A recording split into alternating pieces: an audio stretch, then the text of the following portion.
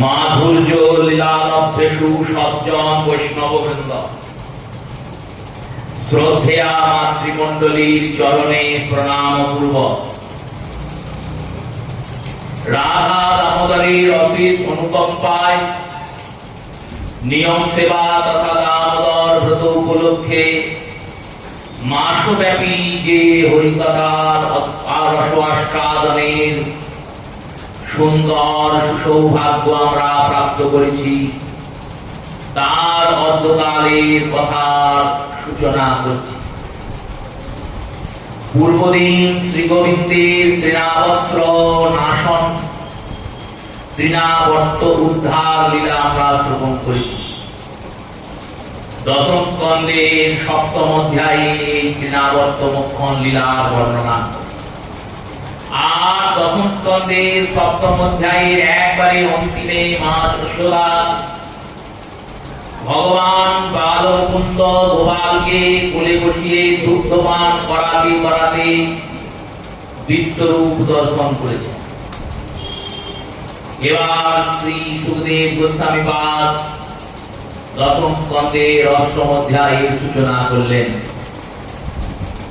অতঃ অষ্টম অধ্যায় শ্রী সুখ উবাচ গর্ভ পুরহিতরাজন यदूनां सुमहातपः व्रजं जगामनन्दस्य वसुदेव प्रचोदित। শ্রী সুখদেব বললেন, দেখো রাজন, গর্ভ নামক এক পুরোহিত আছেন, যিনি যদুদের রাজপুরোহিত, আর ইনি সুমহাতপা মানে বিরাট বড় তপস্বী, সিদ্ধ, সাধন সিদ্ধ।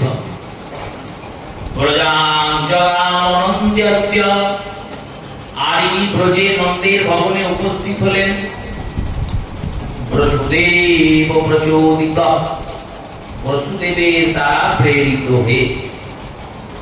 বসুদেব চিন্তা করছেন, কারাগারে আছেন তো, নজরবন্দী হয়ে আছেন কংসে। কারাগার থেকে তো মোচন করে দিয়েছে কংস। যেদিন শুনেছে যে মৃত্যু জল নিয়ে গিয়েছে, সেদিন ভেবেছে আর এদেরকে কারাগারে রেখে কি হবে। আর বসুদেব দেবকীকে নিজের মহলে, তাদের মহলে পাঠিয়ে দিয়েছেন আগ্রাতে। তারা সেখানেই আছে, কিন্তু নজরবন্দি আছে। নজরবন্দি কেমন কইল, সৈন্য সেপাহীরা তো বন্দি করে রেখেছেই, এছাড়া কংসের বহু মায়াবী দৈত্য দানব আছে, যারা অদৃশ্য রূপেও বসুদেব দেবকীর উপর নজর রাখছে। তাই বসুদেব দেবকী অতি সুসাবধানে কর্ম করছেন। বিশেষ করে বসুদেব রাজপুরোহিত গর্গাচার্যকে ডেকে পাঠালে লোকে সন্দেহ করতে পারে, কারণ বসুদেবের পুরোহিতের সঙ্গে কি দরকার হলো। তাই বসুদেব নিজেই গিয়েছেন রাজপুরোহিত বর্গের কাছে। কেন গিয়েছেন না, সাধু দর্শন করা উচিত। বিপত্তি পড়লে সাধু দর্শন করতে হয়, বিপত্তি থেকে নিবারণ হয়ে গেলেও সাধু দর্শন করতে হয়। বিপত্তি পড়লে সাধু দর্শন করলে তাদের কৃপা আশীর্বাদে আমাদের বিপত্তি দূর হয়। আর বিপত্তি থেকে পার হয়ে গেলে সাধু দর্শন করলে তাদের যে কৃপা আশীষ পেলাম, সেই কৃতজ্ঞতা জ্ঞাপন করা হয়। যেমন প্রত্যেক হরিকথায় প্রত্যেক বক্তা, বিশেষ করে গৌড়ীয় বক্তা, তারা ছয় গোস্বামীর নাম করেন। কেন করেন বললেন, এই ছয় গোসাইয়ের নাম করলে কি হয় না, জয়রূপ সনাতন ভট্ট রঘুনাথ, শ্রীজীব গোপাল ভট্ট দাস রঘুনাথ, এই ছয় গোসাই যার মহিতার দাস, সবার পদরেণু মোর পঞ্চরাস, তাদেরও চরণ সেবী ভক্তাসনে বাস, জন্মে জন্মে হয় আমার এই অভিলাষ।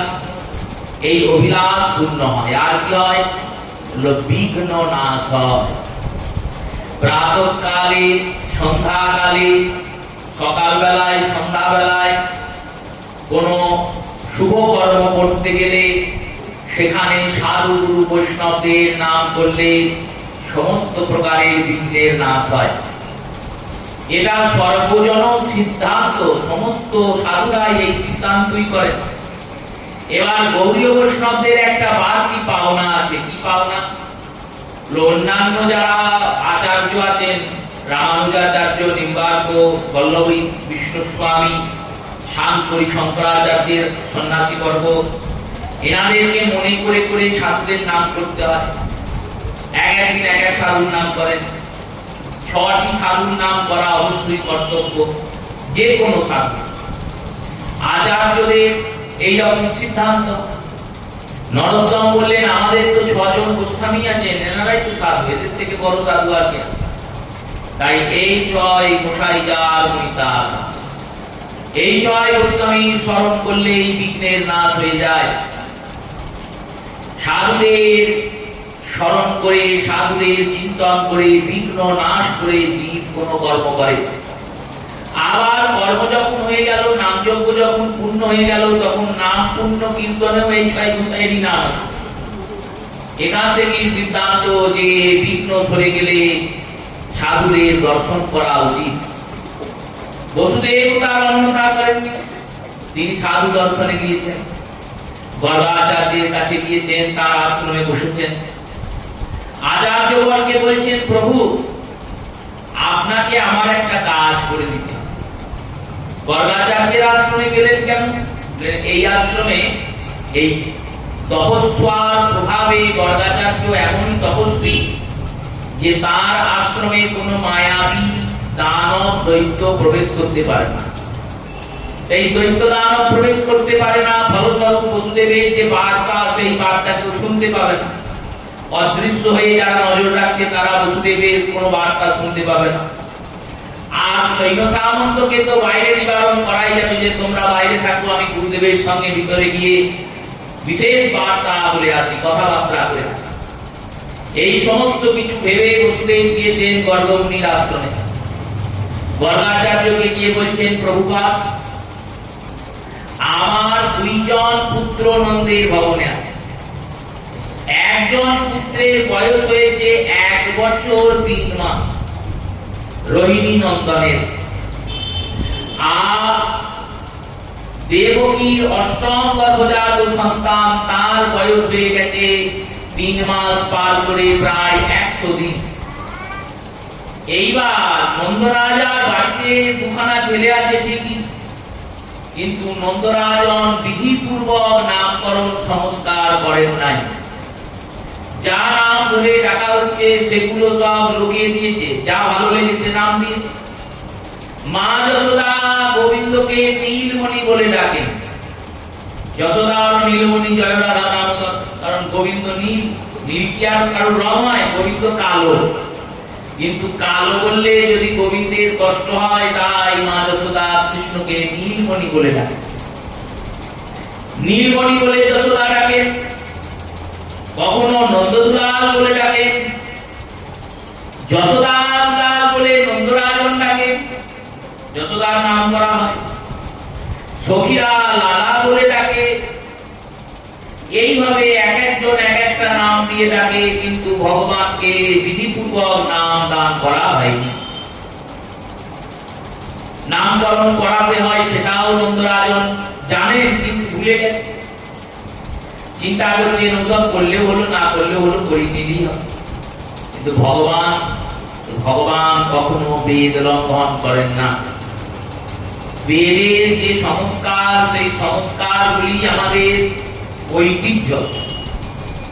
যেমন আমাদের বাড়ির মায়েরা, বাড়ির ঠাকুমারা, দিদিমারা, তারা অনেক পরম্পরার কথা বলে থাকেন। দেখবেন আমার শাশুড়ির সময় এটা হতো, সেটা হতো, ওইগুলো সেই বাড়ির পরম্পরা, ঐতিহ্য। তেমনি সনাতন ধর্মের ঐতিহ্য হচ্ছে বেদ পরম্পরা। বৈদিক পরম্পরা যদি আমরা না মানি, তাহলে যতই আমরা হিন্দু বলে দাবি করি, আমরা সনাতন ধর্মকে সম্পূর্ণভাবে পালন করতে পারলাম না। এই বৈদিক পরম্পরা অনুযায়ী 16টা সংস্কার আছে। জন্মের আগে থেকে সংস্কার শুরু হয় আর মৃত্যুর পরে গিয়ে সংস্কার শেষ হয়। এবারে 16টা সংস্কার কি কি বললেন? প্রথম সংস্কারের নাম হলো গর্ভাধান সংস্কার। দ্বিতীয় সংস্কারের নাম পঞ্চামৃত ভক্ষণ সংস্কার। তৃতীয় সংস্কারের নাম সীমন্ত চূড়াকরণ সংস্কার। চতুর্থ সংস্কারের নাম সাধ ভক্ষণ সংস্কার। পঞ্চম সংস্কারের নাম জাতকর্ম সংস্কার। ষষ্ঠ সংস্কারের নাম সূর্য দর্শন সংস্কার। সপ্তম সংস্কারের নাম নামকরণ সংস্কার। অষ্টম সংস্কারের নাম মুখান্নপ্রাশন সংস্কার। নবম সংস্কারের নাম কর্ণভেদ সংস্কার। দশম সংস্কারের নাম চূড়াকরণ সংস্কার। একাদশ সংস্কারের নাম বিদ্যারম্ভ সংস্কার। দ্বাদশ সংস্কারের নাম বেদারম্ভ সংস্কার। ত্রয়োদশ সংস্কারের নাম উপনয়ন সংস্কার। চতুর্দশ সংস্কারের নাম বিবাহ সংস্কার। চতুর্দশ সংস্কারের নাম স্নাতক সংস্কার। পঞ্চদশ সংস্কারের নাম বিবাহ সংস্কার। আর ষোড়শ এবং অন্তিম সংস্কারের নাম অন্ত্যেষ্টি সংস্কার। এবারে 16টা সংস্কার লুপ্ত হয়ে গেছে বা ক্রমান্বয়ে মিশ্রিত হয়ে গেছে, একটার সঙ্গে একটা যুক্ত হয়ে 6টা সংস্কার লুপ্ত হয়ে 10টা মূল সংস্কারে দাঁড়িয়েছে। এই 10টা মূল সংস্কার কি? দেখো, প্রথম সংস্কার যেটা গর্ভাধান, সেই গর্ভাধানের পরম্পরাটা এখন মানুষের মধ্যে থেকে হারিয়ে গেছে। তবুও যাই হোক, প্রাকৃতিক নিয়মে গর্ভাধান হচ্ছে, বৈদিক নিয়মে তো হচ্ছে না।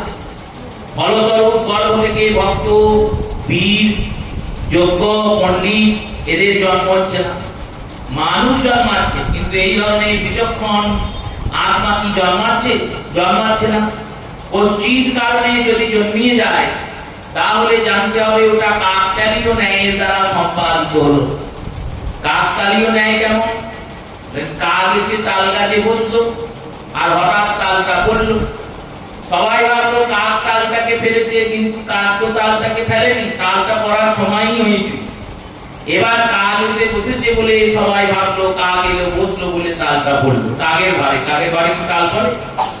সেই রকম ভাবে কশ্চিৎ কারণে যদি কোনো সাধু মহাত্মা জন্মায়, তাদের হয়তো সেই সময় রাশি নক্ষত্রের যোগটা এমন হয়েছে যে তার আগমনের হেতুর জন্য তিনি এসেছেন। কিন্তু গর্ভাধান সংস্কার আর ভারতবর্ষের মধ্যে সচরাচর নাই, প্রায় লুপ্ত। এই গর্ভাধান সংস্কার লুপ্ত হয়ে গেছে। এরপরে যে সংস্কার পঞ্চামৃত, সে সংস্কারও লুপ্ত হয়ে গেছে। এরপরে যে সংস্কারটি সীমন্ত পঞ্চক সংস্কার, মায়ের যখন গর্ভে 3 মাস বয়স হয়, তখন মায়ের 3 মাস বয়স হলে পঞ্চামৃত পান করানো হয়, তাকে পঞ্চামৃত সংস্কার বলে। পঞ্জিকা ক্যালেন্ডারে দেখবেন ডেট দেওয়া থাকে, লেখা থাকে পঞ্চামৃত, গর্ভাধান, এগুলো সব লেখা থাকে। সেগুলো আমরা জানি না, পড়ি না, জানার চেষ্টাও করি না। গর্ভাধানের পরে যে পঞ্চামৃত সংস্কার, সেদিন কি করা হয়? হরি আর হর, যারা বৈষ্ণব তারা হরি, যারা অন্যান্য স্মার্ত মতে তারা দুই। হরি আর হর মানে শিব আর নারায়ণ, শিবলিঙ্গ আর নারায়ণ, এই দুইকে পঞ্চামৃতে অভিষিক্ত করে দধি, দুগ্ধ, ঘৃত, মধু, শর্করা,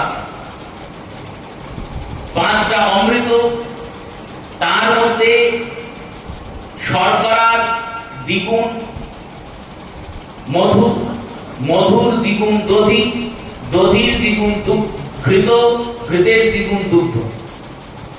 এই নিয়ম অনুযায়ী পঞ্চামৃতকে নির্মাণ করতে হয়, তখন সেটা অমৃত হয়। এই পঞ্চামৃতের এটা ঔষধি পদ্ধতি, পাতঞ্জলীয় যোগেও এইভাবেই পঞ্চামৃতকে নির্মাণ করতে বলেছে। সেই পঞ্চামৃতকে নির্মাণ করে নিয়ে সেই পঞ্চামৃতে নারায়ণকে বা শিবকে স্নান করিয়ে সেই স্নান চরণামৃতটা যখন মাতা পান করে, যে কোনো দিন করলে হবে না, পঞ্চামৃতের যেদিন দিন থাকবে সেদিনই করতে হবে, তাকে পঞ্চামৃত সংস্কার। পঞ্চামৃতের দ্বারা কি হয় বললো, গর্ভস্থ সন্তানের পঞ্চ প্রাণ পুষ্ট হয়। 5টা প্রাণ আছে আমাদের, সেই 5টা প্রাণ পঞ্চামৃতের দ্বারা পুষ্ট হয়। এবার পঞ্চামৃতের পর 3 মাস যখন গর্ভের বয়স হয়, তখন মায়ের যে খোপাটা আছে, বেলুনিটা আছে, ওটাকে মস্তকের মাঝখানে রাখা হয়, বইয়ের মন্ত্র অনুশাসন করিয়ে, স্বস্তিবাচন করিয়ে। একে বলা হয় সীমন্ত পঞ্চক সংস্কার। এর পরে যখন গর্ভে 6 মাস বয়স হয়েছে বা কুল পরম্পরা অনুযায়ী 5 মাস বয়স হয়ে যায়, কোন জায়গায় 5 মাস, কোন জায়গায় 6 মাস, এই 5-6 মাস যখন গর্ভের বয়স হয়, তখন মাতাকে স্বাদ ভক্ষণ করানো হয়। এটা আমাদের মধ্যে কিছুটা আছে, কিছু কিছু বাড়িতে স্বাদ ভক্ষণের দিন প্রসাদ ভোজন করানো হয়, কিন্তু অনেক বাড়ি আছে যে বাড়িতে স্বাদ ভক্ষণের দিনে যত রকমের আমিষ দ্রব্য এবং অখাদ্য কুখাদ্যকে ভোজন করানো হয়। যদি তারা নিরামিষাশী নাও হন, তবুও স্বাদ ভক্ষণের দিনে আমিষ দ্রব্য ভোজন করানো উচিত নয়।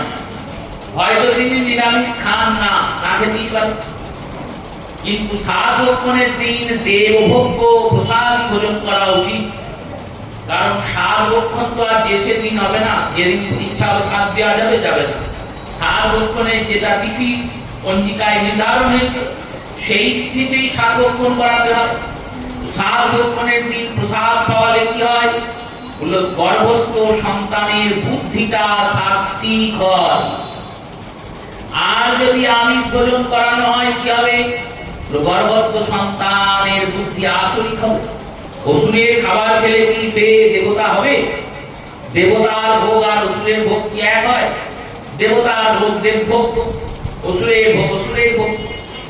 স্বাদ ভক্ষণের পরে 10 মাস পর বা যথাযোগ্য সময় পরে সন্তান যখন জন্মায়, জন্মানোর পর যে সংস্কার হয় তার নাম হচ্ছে জাত কর্ম সংস্কার। এটা আমাদের দেশে নেই, লুপ্ত হয়ে গেছে। এই জাত কর্ম সংস্কারে কি হয় বললাম, নান্দিমুখ শ্রাদ্ধ করতে হয়। যেমন বিবাহের সময় নান্দিমুখ হয়, পিতৃপুরুষকে জল দেয়, তেমন জাত কর্মের সময়ও নান্দিমুখ শ্রাদ্ধ করে পিতৃপুরুষদের জল দিতে হয়। কারণ সেই সন্তান বংশের উত্তরাধিকারকে, বংশকে বিস্তার করবে। তাই পিতৃগণকে সন্তুষ্ট করা হয় যে এই সন্তান যেন বংশকে বিস্তার করতে সক্ষম। এই জাত কর্ম সংস্কারের নান্দিমুখ শ্রাদ্ধাদির সঙ্গে দান কর্ম করতে হয়। ভগবান কৃষ্ণচন্দ্র যখন আবির্ভূত হয়েছে, তখন সুখদেব গোস্বামী পাদ 10ম স্কন্ধের 2য় অধ্যায়ে বলেছেন পরীক্ষিতকে, শোনো পরীক্ষিত, বসুদেব কৃষ্ণচন্দ্রর আবির্ভাবের সঙ্গে সঙ্গে 1 লক্ষ গাভী ব্রাহ্মণদের দান করার সংকল্প নিয়েছেন। বসুদেব যদি রাজার আসনে থাকতেন তাহলে হয়তো দানই করে দিতেন, কিন্তু তিনি তো জেলখানায় কয়েদি। তাই চিন্তা করলেন, আমি যখন জেল থেকে বেরোবো তখন এইটা আমি দান করব। দেখুন কতটা উদার তখনকার দিনের মানুষের মানসিকতা। আর এখন কি করবে মানুষ? এখন চিন্তা করবে 1 লক্ষ গাভী কেন, 1টা গাভী বলে 1টা গাভীও নয়, 100টা টাকা, 1টা গাভীর দরকার নেই।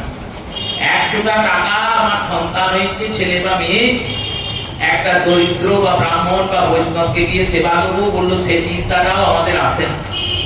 আমরা কি করি, রাজভোগ কিনে পাড়ার লোকেদেরকে দিয়ে গিয়ে খাওয়াও ক্ষতি নেই, তার সঙ্গে সঙ্গে দান করো। দান করবো কাকে বললো, যারা দানের যোগ্য তাদের করো। দান করবো মানে একে ওকে তাকে দিয়ে দেবো তা বললে হবে না। কারণ দ্রব্য বস্তুর পিছনে যদি তুমি পর্যালোচন না করো, দান করে দিয়ে যদি তুমি না দেখো দানের বস্তুটা কোথায় যাচ্ছে, দানের বস্তুটা কিভাবে উপয়োগ হচ্ছে, তাহলে সেই বস্তুর যদি খারাপ জায়গায় বিনিয়োগ হয়, সেই পাপ কিন্তু তোমায় নিতে হবে। কোন ভিখারি এলো তোমার কাছে, 2 টাকা দাও, 5 টাকা দাও, ঠিক আছে, সে এসে তোমার কাছে খুব তারে কাকুতি মিনতি করলো, তুমি তাকে 500 টাকা দিয়ে দিলে। সেই 500 টাকাটা নিয়ে যদি সে সত্যি অভাবী হয় আর তার কাজে লাগে, তাহলে কোনো অসুবিধা নাই। কিন্তু ওই 500 টাকা নিয়ে দিয়ে যদি সে মদ খায়, আর মদ খাওয়ার যে পাপ হবে, সেই পাপ কিন্তু তোমাকেও নিতে হবে, কারণ তুমি দিয়েছো টাকা বলি সে মদ খেতে পেরেছে। তুমি যদি তাকে না দিতে তাহলে খেতে পারতো না। ওই জন্য অনেক পণ্ডিতজন আছেন, বিদ্বানজন আছেন, যদি কেউ এসে টাকা চায়, বেশি টাকা চায়, তারা বলে কি করবে, বলে আমার খুব অভাব, খেতে পাইনি 3 দিন, বলে চলো খাই দিচ্ছি, খেতে পাবি খাই দিচ্ছি, মিটে যাবে। বা নিজেরা গিয়ে সেই স্থানে নিরীক্ষণ করে তবে দান করে আসে। কারণ এখন তো কলিযুগ, কলিযুগে দেখবেন ট্রেনে বাসে যেতে গিয়ে দেখি একটা দুটো ছেলে আছে যাদের বাবা মা সারা বছর মরে থাকে, গোটা বছর তার বাবা মা মরে আছে, একদিন 2 দিন নয়। এ মাসেও মরে আছে, পরের মাসে গেছি সে মাসেও কাঁচা পড়ে আছে, তারপরের মাসে সে মাসেও কাঁচা পড়ে আছে, সারা বছর। তার কতজন বাবা কতজন মা যে সারা বছর মরবে, মরার পর কাঁচা কদিন পরে, অসৌচ কাল অবধি পরে, তারপর করে না। তো এগুলো এক প্রকারের ঠকানোর ব্যবসা হয়ে গেছে। তাই দান করার আগে চিন্তা ভাবনা করে দান করতে হয়। সক্ষম ব্যক্তি সেও ভিক্ষা করছে, অক্ষম ব্যক্তির জন্য ভিক্ষা, যে কোনোভাবেই কর্ম করতে পারে না, সক্ষম ব্যক্তি কেন ভিক্ষা করছে? মন্দিরে গিয়ে যদি তাকে বলা হয় মন্দিরের প্রসাদের শেষে আমরা এগুলো ভুক্তভোগী নিজেরা দেখেছি এবং নিত্য দেখছি, প্রসাদ পাওয়ানো হচ্ছে, সেখানে চলে এসছে কোনো জন প্রসাদ দাও, ঠিক আছে দেওয়া যাবে। প্রসাদ দেওয়ার পর যদি তাকে বলা হয় যে মন্দিরটা একটু মুছে দাও, তাহলে বলবে ওসব আমি পারবো, প্রসাদটা পেতে পারবে কিন্তু সেবা করতে পারবে না। সেবা না করে প্রসাদ পেলে তুমি ভগবানের কাছে ঋণী হয়ে গেলে, সে বোধটাও তার নেই। এইরকম ভাবে লোককে ঠকানো হচ্ছে। আর সেই জায়গায় যদি দান বিনিয়োগ করো, তাহলে দানের অপরাধ নাই। তাই দান করতে হবে, কিন্তু জেনে দান করতে হবে, অজেনে দান করলে হবে না। ব্রাহ্মণদের দান করছেন, সেখানেও ব্রাহ্মণদের একটু যাচাই করে দান করতে হবে। আপনি 10টা ব্রাহ্মণ খাইয়েন না, একটা ব্রাহ্মণ খাইয়েন, কিন্তু ব্রাহ্মণের মতো ব্রাহ্মণ খাইয়েন। যদি তা না পারেন, কোন আশ্রমে যাবেন যেখানে সাধুজন, বৈষ্ণবজন, বাবাজিজন আছেন, সেখানে গিয়ে একজনের প্রসাদের দায়িত্ব নিয়ে আসবেন। তারা পাবেন আনন্দ করে আপনার দানটা যথাযোগ্য স্থানে লাগবে। বসুদেব জাত কর্ম সংস্কারে দান করেছিলেন। জাত কর্ম সংস্কার মানে হলো নান্দি মুখ শ্রাদ্ধ করে দান করা। এবার জাত কর্ম সংস্কারের পরে যে সংস্কার হয় সেটি 10 দিনে হয়। সন্তানের যখন 10 দিন বয়স হয়, তখন সন্তানকে প্রথম সুতিকা মন্দির থেকে আঁতুর ঘর থেকে বের করে সূর্যকে দেখানো হয়। একে সূর্য দর্শন সংস্কার। এই সংস্কারটাও আমাদের দেশে উঠে গেছে, কারণ এখন তো আর সুতিকা মন্দিরই নেই। গর্ভ মন্দির, সুতিকা মন্দির আর আছে, আঁতুর ঘর আর আছে। আঁতুর ঘর মানে যেখানে মা সন্তানকে প্রসব করে, তাকে বলে আঁতুর ঘর। কোথাও প্রসব করে এসে বাড়িতে থাকলো, সেটাকে আঁতুর ঘর বলে না, ও লোক ভাষায় বলতে পারে, কিন্তু তাকে যথাযোগ্য বলে না। সেই রূপে জাত কর্মের পর সূর্য দর্শন। সূর্য দর্শন সংস্কারের পরে যে সংস্কার হয় তার নাম হচ্ছে নামকরণ সংস্কার। নামকরণের পরে যখন সন্তানের 6 মাস বয়স হয়, তখন মুখে অন্ন দেওয়া হয়, এর নাম অন্নপ্রাশন। এটা আমাদের এখনো আছে, এটা আমরা এখনো চালিয়ে যাচ্ছি, করে যাচ্ছি। সেখানেও কিছু ত্রুটি আছে। কি ত্রুটি? যেমন 7 ভক্ষণের দিনে প্রসাদ দেওয়াটা কর্তব্য, যেমন অন্নপ্রাশনের দিনেও সন্তানের মুখে প্রথম অন্ন যাবে। এতদিন তো সে মাতৃদুগ্ধে পালিত হয়েছে, শুধু মায়ের দুধ পেয়েছে, আর তো কিছু পাইনি। এবার তার মুখে প্রথম অন্নের দানা যাবে। এই অন্নের দানাটা অবশ্যই প্রসাদ হওয়া উচিত। মহাপ্রভুর অন্নপ্রাশনে নৃসিংহদেবের পরমান্ন নিয়ে এসে জগন্নাথ মিশ্র মহাপ্রভুকে পাইয়েছিলেন। নৃসিংহতলা, নৃসিংহপুরের সেই নৃসিংহদেবের পরমান্ন নিয়ে এসে মহাপ্রভুকে প্রসাদ পাইয়েছিলেন। নবদ্বীপ পরিক্রমাতে নৃসিংহপুরের দর্শন। সেই রূপে অন্নপ্রাশনের দিনে প্রসাদ পাওয়ানো হচ্ছে, আবার দেখবেন অন্নপ্রাশনের দিনে প্রসাদ পাচ্ছে যে বালক, তাকে হয়তো প্রসাদ খাইয়েও দিচ্ছে, কিন্তু বাবা মা বা আত্মীয় স্বজন কেউ প্রসাদ খাচ্ছে না, তারা মনের আনন্দে যা পাচ্ছে তাই খাচ্ছে। যদিও বা দিনটাই খেলো, রাতে আবার আলাদা করে রান্নার ব্যবস্থা হলো, ব্যান্ড বাজছে, তাসা বাজছে, সে বাজাও যদি নাই, পয়সা আছে বাজাতেই পারো, কিন্তু সব কর্মে বাজনার প্রয়োগ নিষেধ আছে। বাজনা যদি বাজাতে হয় যেদিন সন্তান জন্মায় সেদিন বাজাতে হয়। রামচন্দ্র জন্মিয়েছিলেন সেদিন দশরথ রাজা নহবত বাজিয়েছিলেন। যেদিনকে জন্মাষ্টমী হয়, এখনো পরম্পরা আছে অনেক মন্দিরে, জন্মাষ্টমীর দিন মন্দিরে নহবত বাজানো হয়। গৌর পূর্ণিমার দিন রামেশ্বরে নহবত বাজানো হয়। কেন বললো? যেদিন জন্মায় সেদিনকে আনন্দ বেশি। অন্নপ্রাশন তো 6 মাস হয়ে গেছে, এবার তো তার জীবনটা আস্তে আস্তে আস্তে আস্তে ভগবতময় করতে হবে। তাই অন্নপ্রাশন সংস্কারের পর যখন 2 বছর বয়স হয় তখন কর্ণভেদ করা হয়, কান ফুটো করে দেওয়া হয়, সে কন্যাই হোক পুত্রই হোক। কেন কর্ণভেদ? এই কারণে করা হয়, আমাদের 2 কর্ণের যদি ভেদ করে দেওয়া হয় তাহলে মঙ্গল দোষ নিবারণ হয়ে যায়। মঙ্গলের যে দৃষ্টি, সেই দৃষ্টি থেকে শিশু রক্ষিত হয়। প্রত্যেকের জীবনে মঙ্গলের দোষ আছে। মঙ্গলের দোষ এলে কি হয়? হাত ভাঙবে, পা ভাঙবে, দুর্ঘটনা ঘটবে, এগুলো মঙ্গল করা। এই কারণে আগেই একটা ছিদ্র করে দেওয়া হয়, দেহকে একটু ক্ষত করে দেওয়া হয়, কানটাকে ভেদ করে দেওয়া হয় কর্ণভেদ সংস্কারের মাধ্যমে। আর কর্ণভেদের পরে যখন শিশু 3 বছর বয়স হয় বা 5 বছর বয়স হয়, তখন তার গর্ভস্থ কেশকে মুন্ডন করা নয়। যে চুলটা আছে মাথাতে সেটা তো গর্ভস্থ কেশ, মায়ের গর্ভ থেকে ওই চুলটা নিয়ে জন্মিয়েছে, তো সেই চুলটাকে মাথা থেকে নামিয়ে দেওয়া, একে চূড়াকরণ বলে। চূড়াকরণের পরে বিদ্যা আরম্ভ। যোগ্য দিন দেখে অথবা সার্বজনীন একটা বিদ্যারম্ভের দিন শাস্ত্রকাররা বের করেছে। সবার জন্য একটা দিন আছে, যদি কোনো কারণে না হয় 5 বছরে বিদ্যারম্ভ হবে। 5 বছর আমরা কেমন ধরি? এবছর 5 বছরে কারণ হয়তো কোনো কারণে অগ্রহায়ণ মাসে জন্ম হয়েছে, এই অগ্রহায়ণ মাসে জন্ম হয়েছে, 5 বছর অগ্রহায়ণ মাস হয়ে গেছে। এবার 5 বছর পেরিয়ে যে পৌষ মাস পড়েছে তখন তো তার 5 বছর 1 মাস হয়েছে, মানে 6 বছরের গণ্ডিতে সে ঢুকে গেছে। এই রূপে যখন পৌষ পেরিয়ে মাঘ আসবে, তখন সরস্বতী পুজো আসবে, তখন দিয়ে তার বিদ্যা আরম্ভ হবে। তাহলে তো তার সংস্কারটা ঠিক হলো। তাকে আগের বছর করিয়ে নিলে ঠিক থাকতো, 5 বছরের মধ্যে হয়ে যাচ্ছে, কিন্তু 5 বছর পেরিয়ে গিয়ে যাতে বিদ্যা আরম্ভ না হয়, তাই বিদ্যারম্ভের পৃথক দিন থাকে, আলাদা আলাদা দিন করা থাকে। এবার আলাদা আলাদা দিনটা সব আমাদের দেশ থেকে উঠে গেছে। সার্বজনীন একটা দিন আছে, দিনটা হচ্ছে শ্রী পঞ্চমী, সরস্বতী পুজোর দিন। ওই দিনটি সবাইকে আমরা বিদ্যারম্ভ করি। বিদ্যা আরম্ভ মানে হাতে খড়ি।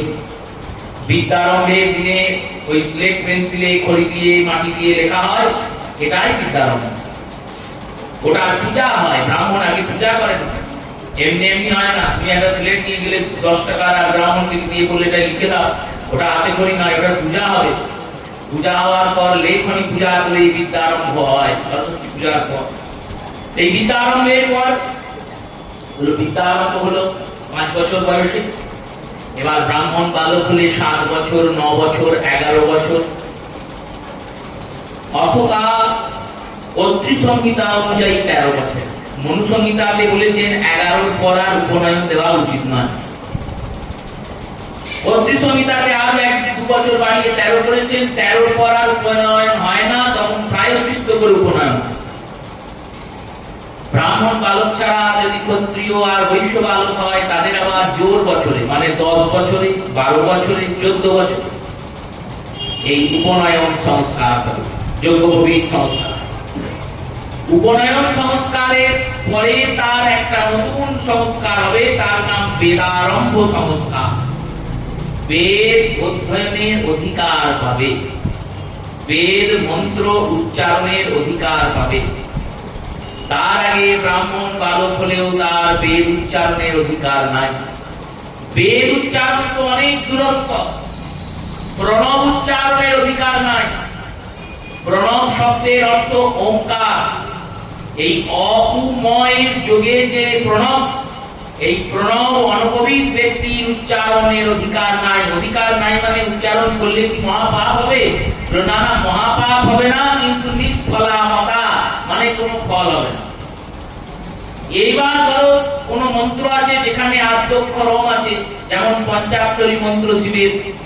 কিরকম মন্ত্র? না ওম নমঃ শিবায়, এই মন্ত্র। তো এই মন্ত্রে ব্রাহ্মণরা ওম নমঃ শিবায় বলে উচ্চারণ করবেন এবং ফল পাবেন। ব্রাহ্মণ বাদে মানে ব্রাহ্মণ শরীর বাদে, মানে একবারে ওই ব্রাহ্মণ বংশের পুরুষ বাদে, ব্রাহ্মণ বংশের স্ত্রীরা পর্যন্ত বা ব্রাহ্মণ বংশের স্ত্রীরা পর্যন্ত ওম উচ্চারণ করতে পারেন না। করলে নিষ্ফল গতি, ফল হবে না। একবারে সমস্ত শাস্ত্রের সিদ্ধান্ত। যদি কেউ বলে যে না না এটা হয়, তো তাহলে তাকে এসে করতে হবে, শাস্ত্র দেখাতে হবে। এই নিষ্ফলামতি মানে নিষ্ফল হলো। ওম বাদ দিয়ে সেখানে নম যোগ করলে এক ফল। মন্ত্রটা তো আমি জপ করছি ফলের জন্য, না মন্ত্রটা জপ করছি লোক দেখানোর জন্য, ফল পাওয়ার জন্য, শিবকে প্রসন্ন করার জন্য তো আমি শিবের মন্ত্র জপছি। তাহলে ব্রাহ্মণ জপবে কেমন? না ওম নমঃ শিবায়। আর যাদের কোভিড নাই, কইতে নাই, তারা কেমন জপবে? নমঃ শিবায়।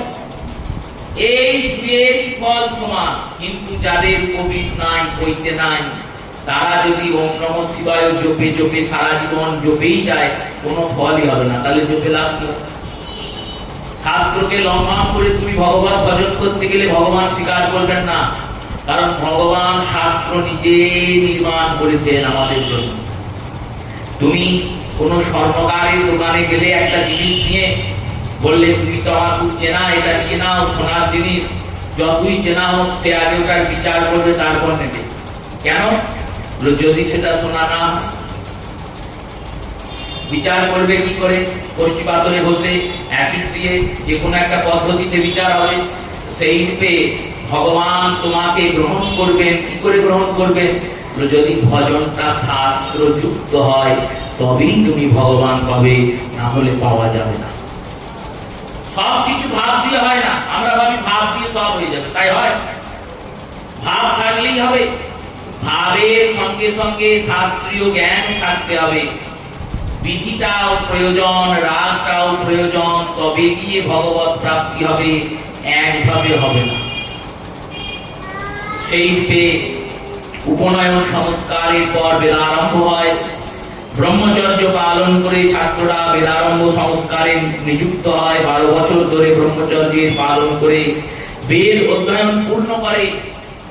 আর বেদ অধ্যয়ন পূর্ণ হওয়ার পর গুরুদেব তাদেরকে যখন পরিপূর্ণভাবে বিদ্যার্থী রূপে জেনে নেন যে এরা সম্পূর্ণ বেদাদির অধ্যয়ন পূর্ণ হয়েছে, তখন পূর্ণ বাড়িতে পূর্ণ জলের দ্বারা তাদের স্নান করানো হয়।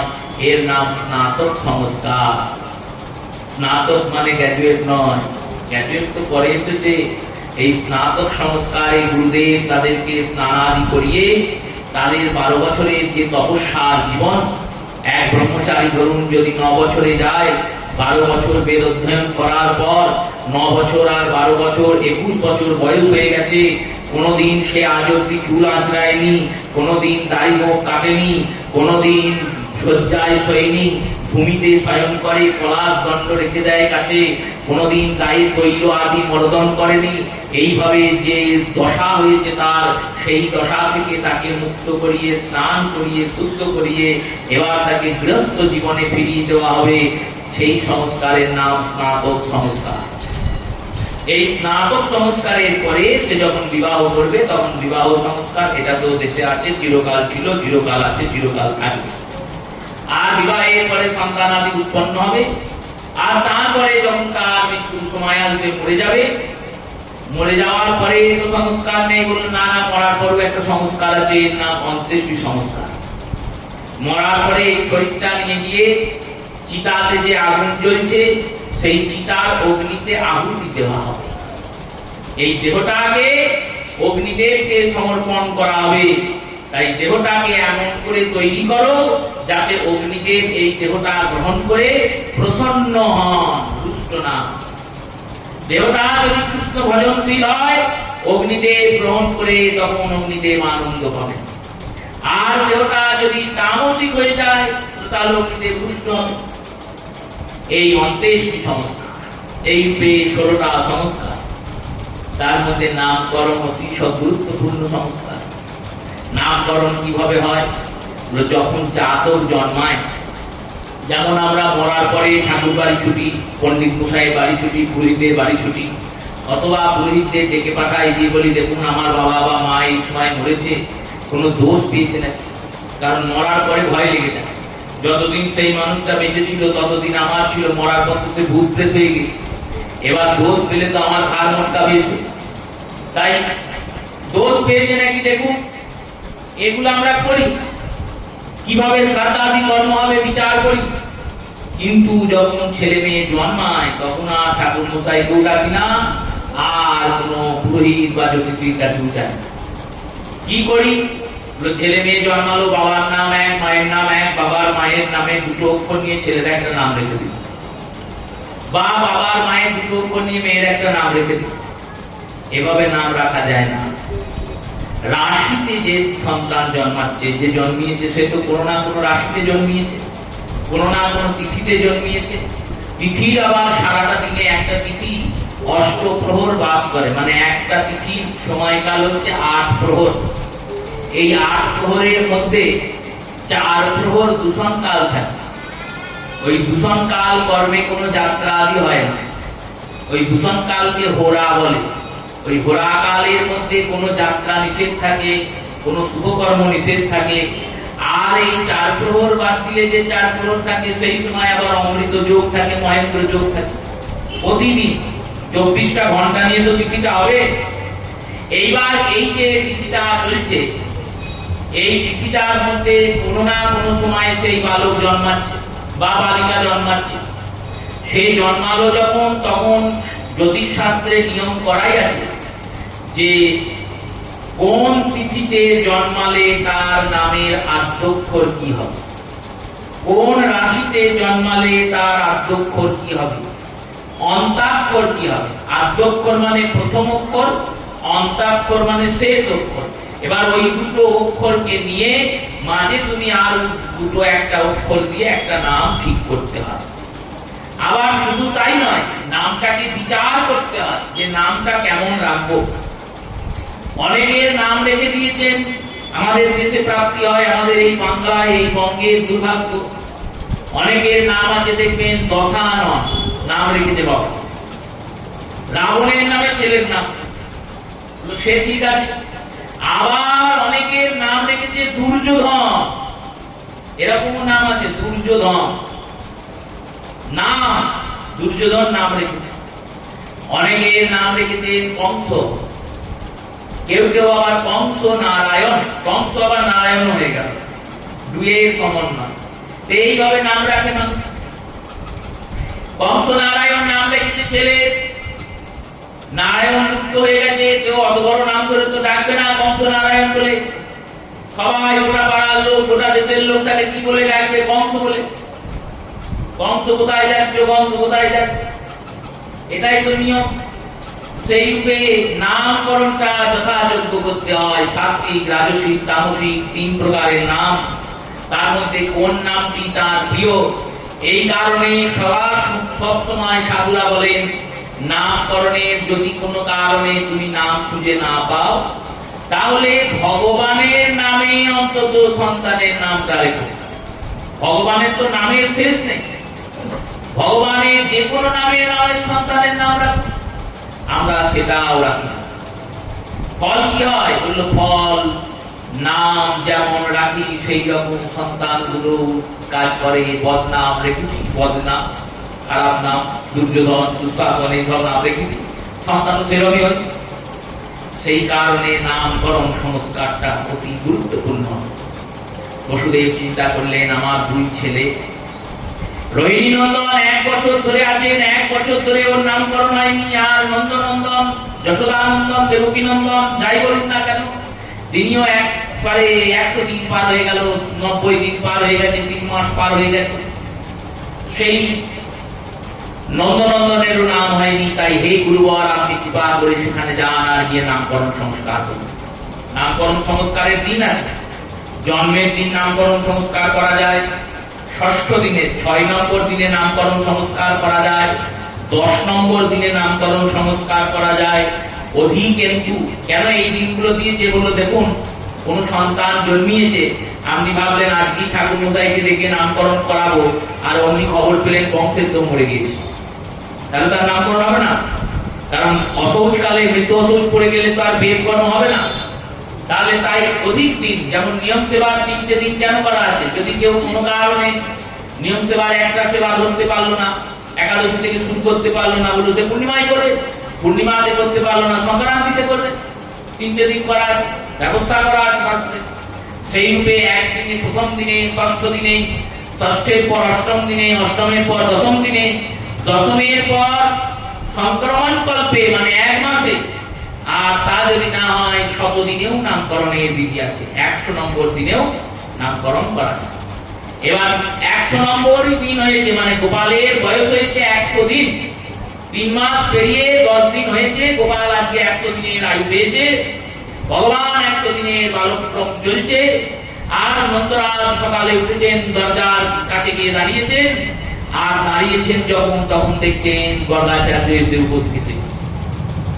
সেই জন্য সুখদেব বলছেন, গর্ব পুরোহিত রাজন যদুনাম সুমহাতপ ব্রজং জবানন্দস্য বসুদেবং প্রচোদিত।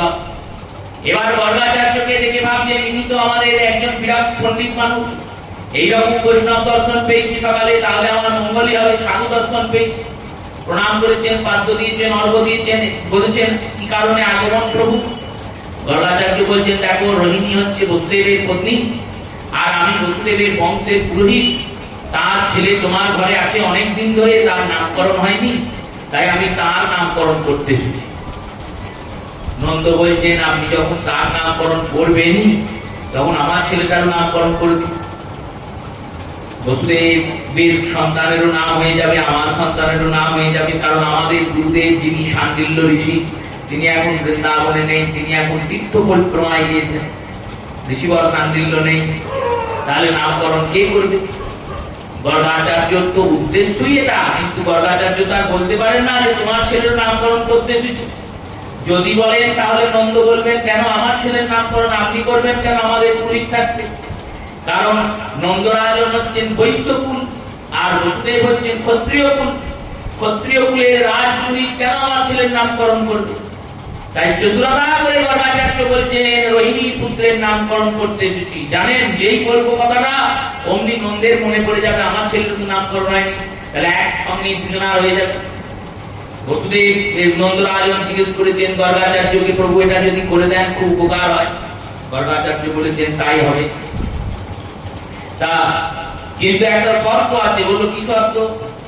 দেখো তুমি আর তোমার বউ দুজনের একটা দোষ আছে। কি দোষ? তোমাদের বাড়িতে যদি একটা কিছু করে গোপাল, তোমরা বিরাট বিরাট উৎসব করো। সবার ছেলে জন্মায়, সবার ছেলে পাস ফেরে, তোমার ছেলে পাস ফিরেছে বলে তুমি উৎসব করে দিলে। গোপাল পাস ফিরেছে যেদিন, সেদিন নন্দরানী উৎসব করেছেন, সকটা আসন বল হয়েছে। এবার নামকরণ তো উৎসবেরই কাজ। এবার যদি নামকরণ উৎসব বড় করে করো, কংসের কানে খবর যাবে, গর্ব গিয়ে নাম করেছে, কংস মনে মনে ভাববে ও বেটা তো বসুদেবের রাজপুরোহিত, আমাদের রাজপুরোহিত, ওর নামকরণ করলো কেন? তাহলে নিশ্চয়ই বসুদেবের সন্তান নন্দের ঘরে পালিত হবে, তোমার সন্তানের বিপদ হবে। তাই অতি গোপন ভাবে এই নামকরণ করতে হবে। নন্দরাজন বললেন, বেশ তাই হবে, কেউ যেন জানতে না পারে, তোমার বাড়ির লোক ছাড়া কেউ জানবে না। নন্দরাজ বললেন, বেশ তাই হবে। সমস্ত বাড়ির ভৃত্য দাস দাসদের ছুটি দিয়েছে। কেন ছুটি দিলেন কেউ জানে না, ছুটি দিয়ে দিলেন। যশোদাকে আর রোহিণীকে বললেন, এক কাজ করো, আমাদের যে গোয়ালটা আছে, গোশালা, ওটাকে ভালো করে গোবর দিয়ে লেপন করে দাও। গোবর দিয়ে লেপন করে ওখানে গর্গাচার্য নান্দিমুখ শ্রাদ্ধাদি ব্যবস্থা করলেন, পূজাদিকম সম্পন্ন করলেন। নন্দের ঘরে নারায়ণকে নিয়ে গিয়ে ওখানে বসিয়ে পূজা করালেন। আর এইসব করার পর নন্দরাজ এসে যশোদা রোহিণীকে বলছেন ছেলেদেরকে নিয়ে চলো। কোথায় যাবো নিয়ে? না, আজকে আমাদের দুই ছেলে নামকরণ। দুইজনে বসেছিলেন, নন্দরানী আর রোহিণী। দুজনে বলছেন কাকে আবার ধরে নিয়ে এলো নামকরণ করতে? সে কি আদেও জানে সব কাজ? ভুলভাল লোক দিয়ে কাজ করালে সব ভুলভাল হবে। তা আমার তো কিছু মাথায় ঢুকছে না দিদি। রোহিণীও বলছে আমিও বুঝতে পারছি না কে এসেছে। আমাদের গুরুদেব তিনি তো বিচক্ষণ ব্যক্তি, পণ্ডিত মানুষ, তিনি যদি নামকরণ করতেন আমাদের এত সন্দেহ হতো। এবার ছেলের নাম উল্টো পাল্টা রেখে দেবে, কি হবে বল? যশোদা আর রোহিণী চিন্তা করেছেন। যশোদা বলেছেন এক কাজ করলে হয় না? কি কাজ? আমার ছেলেটাকে তুমি নাও আর তোমার ছেলেটাকে আমি দিয়ে গিয়ে আমরা বলবো। যদি উনি চিনতে পেরে যান যে কোনটা কার ছেলে কোনটা কার মা, তাহলে উনি টিকালজ্ঞ, তাহলে উনি সিদ্ধ। আর যদি চিনতে না পারেন তাহলে বোঝা যাবে যে না না, ওনার মধ্যে এসব কিছু না।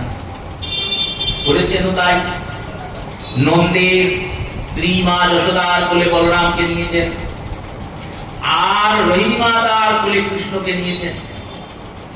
নন্দরাজ আগে আগে হাঁটতে হাঁটতে যাচ্ছেন, পিছনে এরা দুজন যাচ্ছে। নন্দরাজ তার পিছনে তাকায়নি যে পিছনে কি কাণ্ড কারখানা চলছে, পাল্টাপাল্টি হয়ে গেছে।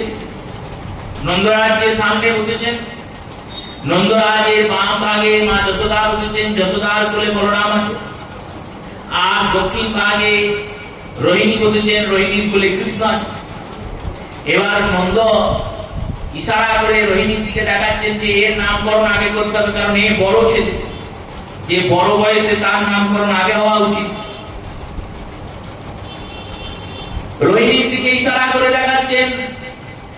আর গর্গাচার্য কি করছেন?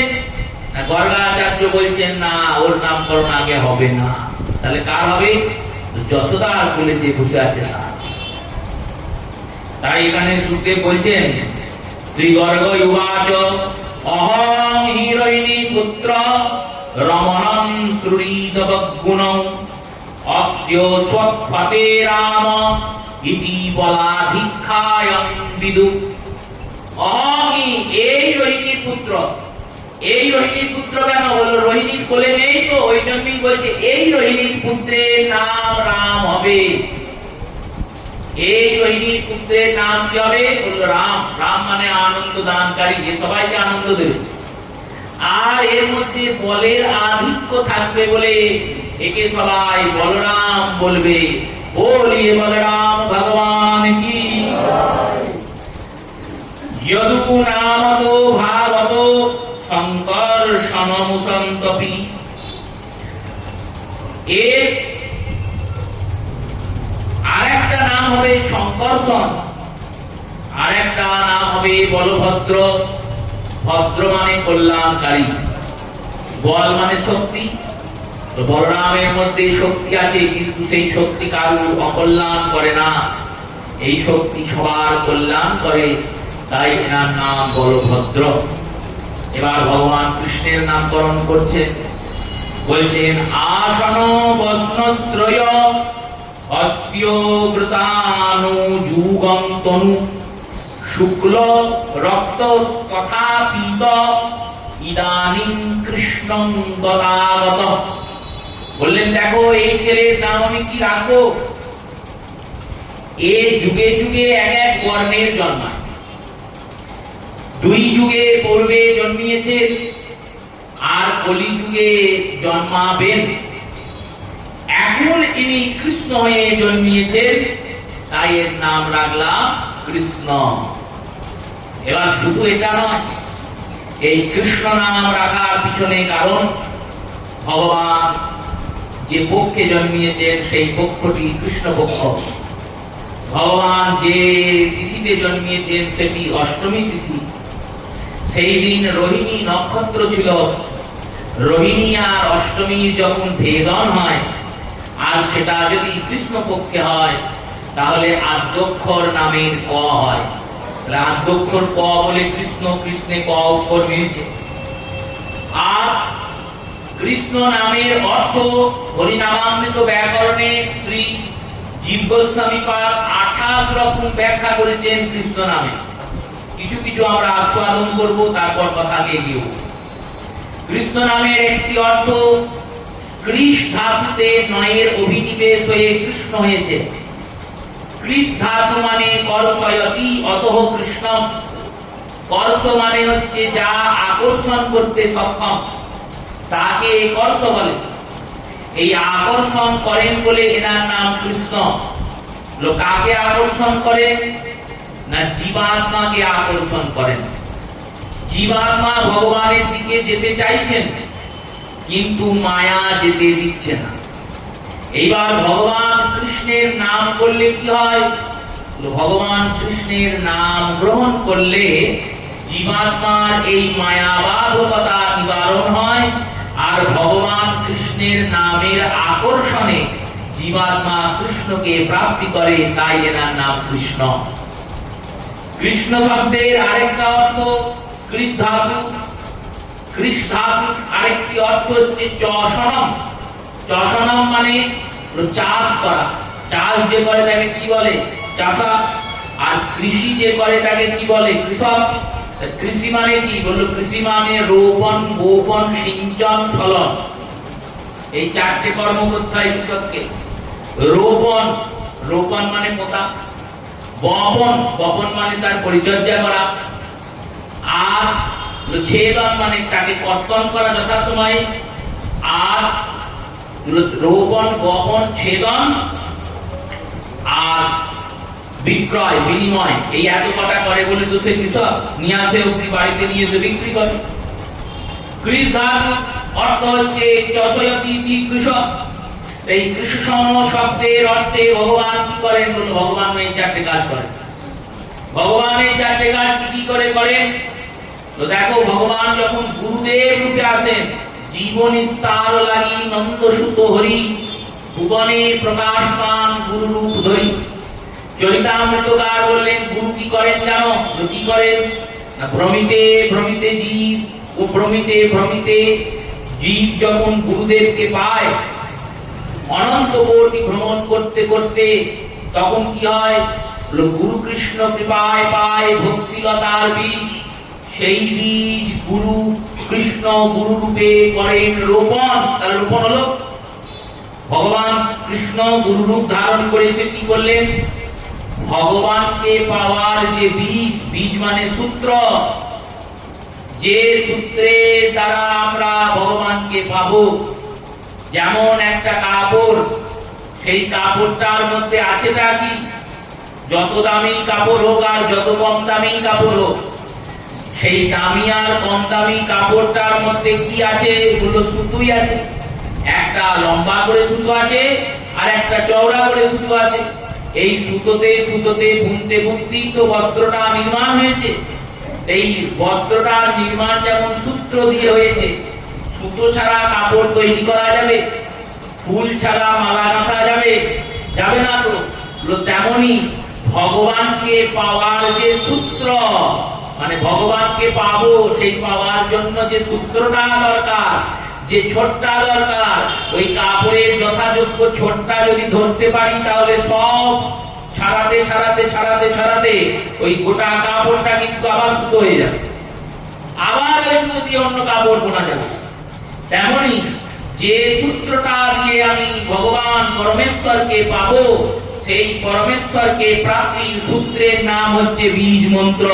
এই বীজ মন্ত্রটি কৃষ্ণ গুরু রূপে এসে আমাদের দান করেন, তখন তিনি রোপণ করলেন। কৃষ্ণ গুরু রূপে করেন রোপণ। কৃষকের প্রথম কাজ হলো, রোপণের পর কি করতে হয় না? পালন করতে হয়। পালন কি করে করবেন? পালন করার জন্য তিনি আবার গুরু রূপে আসেন। এই গুরুটি কেমন বললেন? এই গুরুটি হচ্ছে কথাবাচক গুরু, যিনি হরিকথা দান করছেন। তিনিও তো আমাদের গুরু স্বরূপ, তিনিও তো আমাদের জ্ঞান প্রদান করছেন। তাই কথাবাচক কৃষ্ণ কথা মৃত জলে করো বীজের সিঞ্চন। সেই সিঞ্চিত করো বীজকে কৃষ্ণের কথামৃতে। এবার দ্বিতীয় কাজ করলেন, রোপণ করলেন। রোপণের পর বপন করলেন, বপনের পর ছেদন। এবার সেবন কখন হবে? বললো যখন ফসলটা পেকে যাবে, যখন সাধক ভজন করতে করতে করতে করতে সেই তদরাজ্যে পৌঁছিয়ে যাবে, যখন নাম তাকে কৃপা করে দেবে, যখন সাধক সিদ্ধ হয়ে যাবে, তখন সেই সিদ্ধ সাধককে এই জগৎ থেকে গোবিন্দের জগতে কে নিয়ে যাবে? হলো ওই গুরুদেবই কৃষ্ণই স্বয়ং সেখানে নিয়ে যাবে। এবার বিনিময় হলো, বিনিময় মানে বিক্রি। তাহলে বিক্রি কোথায় করবে? বিক্রি করার জন্য সেই গুরুদেবী, সেই গুরু কৃষ্ণের তত্ত্ব ভগবানের চরণে নিয়ে গিয়ে সেই সাধককে গোবিন্দ বিক্রি করে দেবে। রাধারানী বললেন না দান লীলার শেষে যে তোরা এক কাজ করবি, বাড়ি গিয়ে বলবি যার রায় তার হলো। রাধারানী যা তার হয়ে গেল, তোমরা বাড়ি চলে যাও, কারণ দান হয়ে গেছে, কেনা বেচা শেষ। এটাই নিয়ম। জীবাত্মা পরমাত্মারই অংশ। এই পরমাত্মাকে পাওয়ার জন্যই আমাদের এত বড় জীবনযাত্রা। সেই জীবনযাত্রাতে যখন আমরা কিছুতেই পরমাত্মাকে প্রাপ্ত করতে পারি না, তখন সেই পরমাত্মা গুরু রূপ ধরে আমাদেরকে সাহায্য করেন, আর সাহায্য করে বহন করে নিয়ে গিয়ে কৃষ্ণের চরণে পৌঁছে দেন। তাই কৃষু শব্দের অর্থ কোন? চষক। চষক মানে চাষা, মানে কৃষক। ইনি এই কাজ করেন বলে কৃষ্ণ। কৃষ্ণ শব্দের মধ্যে ক্রি শব্দের, এবার ভাঙছেন দেখুন, ক্রি। ক্রি শব্দের অর্থ হলো মোক্ষ, মানে মুক্তি। আর স্ন শব্দের অর্থ হলো দাতা। যিনি মুক্তি দান করতে সক্ষম তিনি কৃষ্ণ। আর শুধু কৃষ্ণ মুক্তি দান করতে সক্ষম নন, এই কৃষ্ণ নামটাও মুক্তি দান করতে সক্ষম। কৃষ্ণকেই আসতে হবে মুক্তি দিতে, বললো না না ওনাকে আসতে হবে না। তুমি যদি বারংবার কৃষ্ণ কৃষ্ণ কৃষ্ণ কৃষ্ণ বলো, তাহলেই তোমার মুক্তি হয়ে যাবে। মহাপ্রভু বলেছেন এই কারণে কৃষ্ণকে সব কৃষ্ণকে সব কৃষ্ণকে সব ত্রাহিমাম, রাম রাঘব রাম রাঘব রাম রাঘব রক্ষণ। এবার গর্ভসংহিতার বিচার দেখুন। গর্গাচার্য বিচার দিলেন, বললেন কৃষ্ণের মধ্যে 6 জন দেবতা আছে। এই 6 জন দেবতার কথা আমরা গোবর্ধন লীলার সময় শুনব, কারণ এইখানে না হলে কথা দাঁড়িয়ে যাবে, কথাকে একটু এগুতে হবে। কালকে পুণ্যাষ্টমী আছে, কালকে তো আর এই কথা হবে না, পুণ্যের কথা। এই কথাকে এগিয়ে নিয়ে যেতে হবে। ভগবানের নাম দিলেন কৃষ্ণ, আর এই শ্লোকের মধ্যেই বলে দিলেন এর আগেই রক্তবর্ণের শ্বেত বর্ণের দুবার জন্মিয়েছেন। যখন ভগবান সত্যযুগ আসে তখন ইনি শ্বেত রূপে জন্মান। শ্বেত বর্ণ, শ্বেত বর্ণ কেন না? সত্যযুগে তপস্যা করেন যোগীরা, তপস্যায় যে জ্যোতির চিন্তা করেন সেই জ্যোতি শ্বেত বর্ণের, তাই ইনি শ্বেত রূপে জন্মিয়েছেন। আর ত্রেতাযুগ যখন এসেছে তখন ইনি রক্তবর্ণের হয়েছে। রক্তবর্ণ কেন না? ত্রেতাযুগে যজ্ঞ হচ্ছে, উপাসনা, যজ্ঞের যে আগুন সেই আগুন লাল রঙের, তাই রক্তবর্ণের। আর দ্বাপর যুগে ইনি স্বয়ং কৃষ্ণ রূপে জন্মিয়েছেন।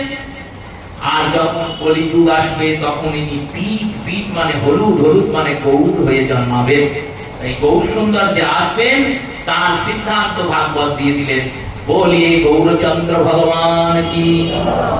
এই কৃষ্ণ লীলার সঙ্গে গৌর লীলা জড়িয়ে গেল। এবার গর্গাচার্য বলছেন, শোনো নন্দ, এনার নামকরণ আমি কি করব? এনার নামকরণ করা আমার পক্ষে সক্ষম নয়, কারণ ইনি স্বয়ং বিষ্ণু, স্বয়ং নারায়ণ। এই নারায়ণ যেই বলেছেন ভগবান তখন সময়কে দাঁড় করিয়ে দিয়েছেন। সময়কে দাঁড় করিয়ে নিজের চতুর্ভুজ রূপ ধরে গর্বকে বলছেন, শোনো, তুমি যদি বাবা মাকে বলে দাও যে আমি নারায়ণ, তাহলে বাবা মা তো আর আমাকে স্নেহ করবে না, মা যশোদা তো আর কোলে করে নিয়ে ঘোরাবে না।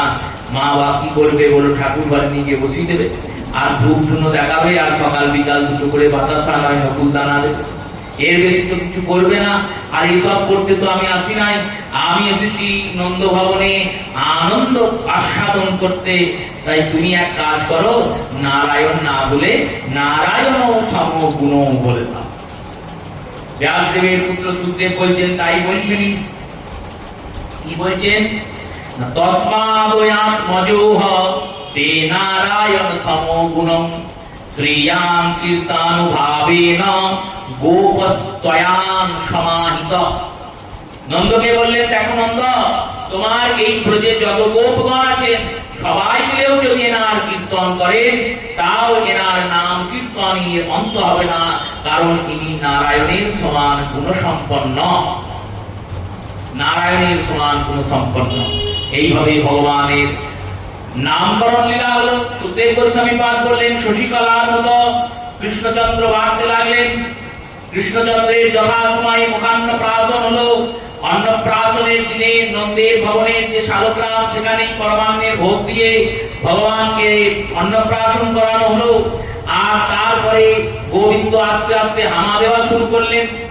এই হামা দিতে দিতে একদিন গোবিন্দ দেয়াল ধরে হাঁটতে লাগলেন। আর দেয়াল ধরে হাঁটতে হাঁটতে গোবিন্দ যখন যাচ্ছেন, তখন যেতে যেতে বলরাম দাদাও পিছনে পিছনে যাচ্ছে। একবার করে হাঁটেন, একবার করে পড়েন, আবার একবার হাঁটেন, একবার পড়েন। এই চলতে চলতে ভগবান কৃষ্ণচন্দ্র নন্দের ভবনের যে চৌকাঠ, সেই চৌকাঠটা দেখলেন। আর চৌকাঠ দেখতে গিয়েছেন, যখন তখন বন্ধু বান্ধব জুটে গেছে। ধীরে ধীরে ভগবান বড় হয়েছে। একদিন গোবিন্দ বলরাম দাদাকে ডাকছেন, এ দাদা শোন শোন। বলরাম দাদা ছুটতে ছুটতে গিয়েছে। কি হয়েছে? কুয়োতে দেখাচ্ছেন, বলছেন, দেখ কুয়োর ভিতর আমার মতো একটা ছেলে আছে, আর ও আমি যা করছি তাই করছে। কুয়োর ভিতর প্রতিরূপ করছে ভগবানের প্রতিবিম্ব। ভগবান যখন হাত দিচ্ছে গালে, সেও গালে হাত দিচ্ছে। ভগবান যখন বলছে তোকে মারবো, সেও তাই বলছে। ভগবান বলছেন, তারা আমি আমার দাদাকে ডেকে আনি। বলরামকে ডেকে এনেছেন, চল চল দেখবি চল। এবার বলরাম দাদাকে যখন ডেকে নিয়ে গেছেন না, তখন বলরাম দাদাকে বলছেন, দেখ আমি যেমন আমার দাদাকে ডেকে এনেছি, ও বেটা ওর দাদাকে ডেকে এনেছি। এই বলছেন। দুজন মিলে এই করতে করতে কুয়োয় ঝাঁপ দিয়েছেন। দুজনে কুয়োর মধ্যে জলক্রিয়া করছেন, সবাই ছুটে গিয়েছে, তুলেছে। একদিন ধবলি নামে একটা সাদা রঙের গরু শুয়েছিল, তার বিরাট বড় সিং। এরা দুই ভাই গিয়েছে, আর দুই ভাই গিয়ে দুইজনা দুদিকে দাঁড়িয়েছে সিংহের। কৃষ্ণ একদিকটা ধরেছে আর বলরাম একদিক ধরেছেন, দিয়ে সিং দুটোকে নিয়ে এমন নাড়ানো শুরু করেছেন, সে বেচারি আর বসে থাকতে পারে না। সে উঠে পড়েছে দাঁড়িয়ে। যখন দাঁড়িয়ে উঠে পড়েছে, তখন এ সিং ধরে গোবিন্দ ঝুলছে, আর ও সিং ধরে বলরাম ঝুলছে। মা যশোদা দেখছেন, তো খুব দৌড়ান্ত করছে, দৌড়াতে শেষ নাই। কি করা যায় বলতো? সখীরা বলেছেন, এক কাজ করো, দু চারটে ছেলের সঙ্গে বন্ধুত্ব করে দাও, যে খেলতে পারি না। গোবিন্দ এই কারণেই তো এই কাজ করছে। কার সঙ্গে পাঠানো যায়? যার তার সঙ্গে পাঠালে তো ছেলেটা নষ্ট হয়ে যাবে। এমনিতেই তো গয়লার রাজ্য আমাদের, আর গয়লারা কেমন আজ সব জানেই মানুষ। যেমন তারা সরল সাদা সিধা, তেমনই তামসিক গুণসম্পন্ন। গয়লারের বেশি যদি খারাপ ছেলের সঙ্গে মেশে, তাহলে খারাপ হয়ে যাবে। কি করা যায় বলে, শোনো, গ্রামে একটা বিধবা ব্রাহ্মণী, তার একটা ছেলে আছে, তার নাম মধুমঙ্গল। এই মধুমঙ্গল খুব ভালো সজ্জন দেখতে, ওর সঙ্গে বন্ধুত্ব করতাম। মধুমঙ্গলের সঙ্গে বন্ধুত্ব হয়েছে, কৃষ্ণের বন্ধুত্ব হয়েছে, দুই সখা, কৃষ্ণ বলরাম মধুমঙ্গল। মধুমঙ্গল বলছে, আমার আরো অনেক সখা আছে, জানিস কি কি নাম তাদের? একজনের নাম ধনসুখা, একজনের নাম মনসুখা। এরা আছে নন্দভবনে গেলে দেখতে পাবেন, নন্দালয়ে ধনসুখা আর মনসুখা, শ্রীরাম আর সুদাম। এই শ্রীরাম সখা আর সুদাম সখা কি ওখানে ধনসুখা আর মনসুখা বলে। এই শ্রীরাম সুদাম দাম নামে এক সখা এসেছেন, তবু কৃষ্ণ নামে, কৃষ্ণের মতোই অবিকল দেখতে। তিনি এসেছেন এইরকম করে 12 জন মূল সখা আর 12 জন উপসখা, মানে 24 জন সখার একটা বিরাট বড় দল হয়েছে।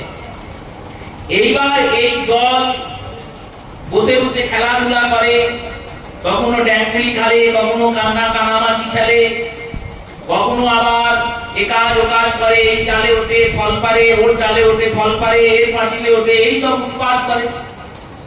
এই সকালের দলে দু একটা বাঁদর এসেও ছুটেছে, তারাও সকাল হয়ে গেছে গোবিন্দে।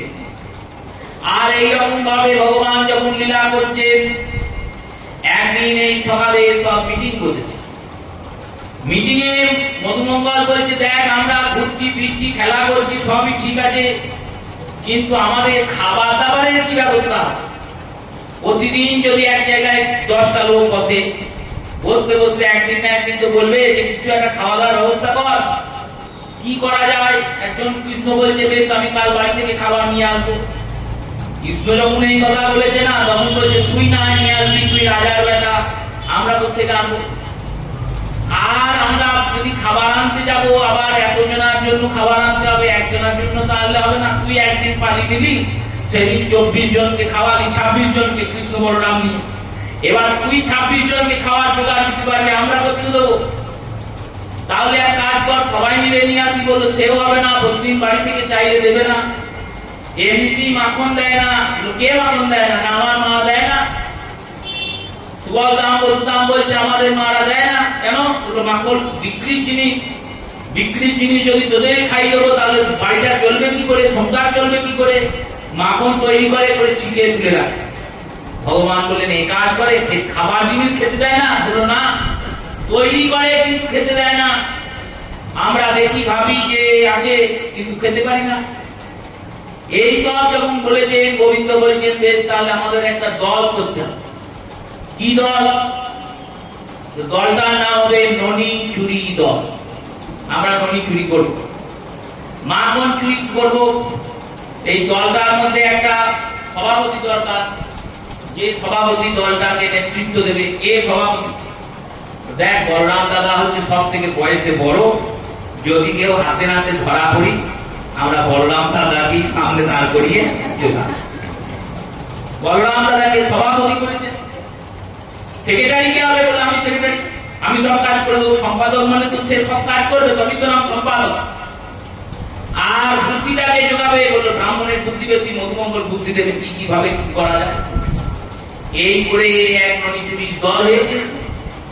আর ভগবানের ননি চুরির উৎপাত শুরু হয়েছে। সুখদেব গোস্বামী পাঠ করছেন, উৎপাত করছে গোবিন্দ।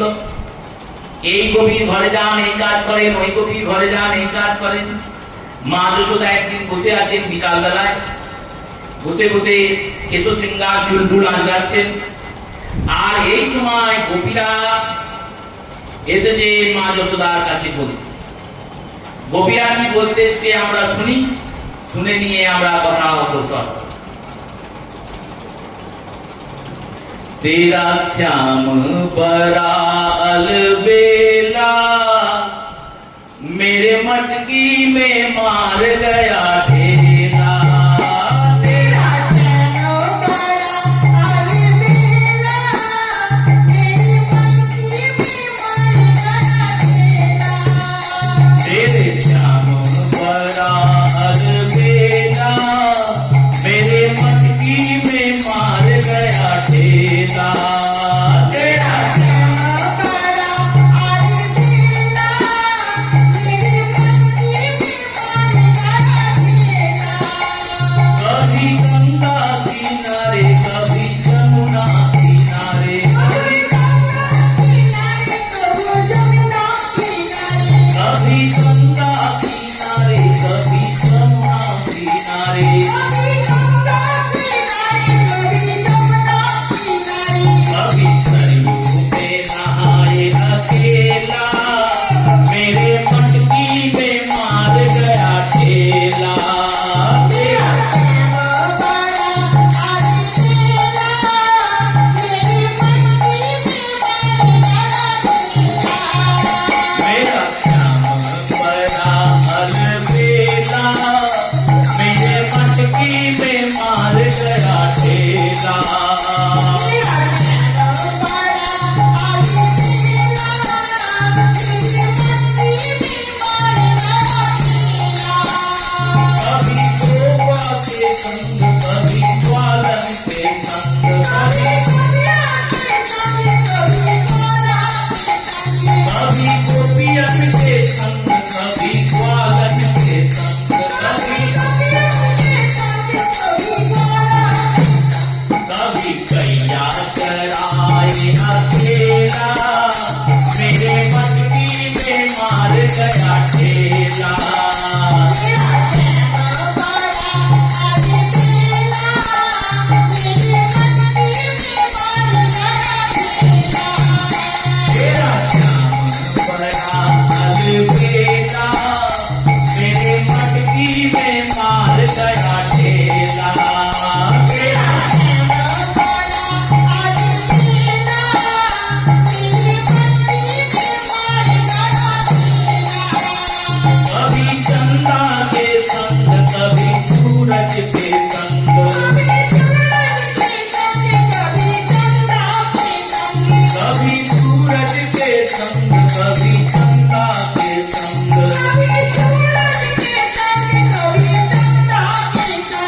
अभी चारों में आए अकेला मेरे मटकी में मार गया ठेला तेरे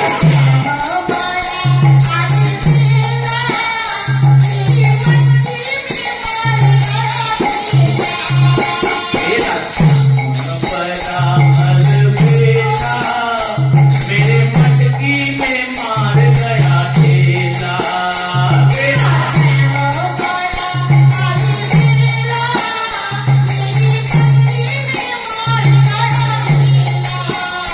कभी सखाओं के संग कभी सखियन के संग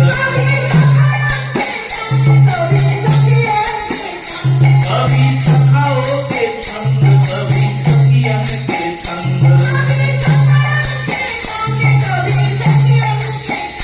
कभी राधा के संग अकेला मेरे मटकी में मार गया ठेला तेरा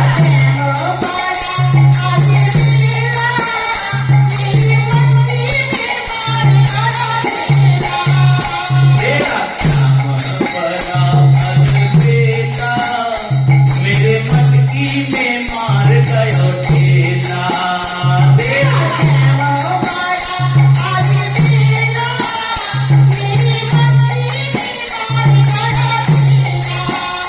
कभी कांतों के संग कभी भक्तन के संग कभी संतों के संग कभी भक्तों के संग कभी मंदिर में बैठा अकेला मेरे मटकी में मार गया ठेला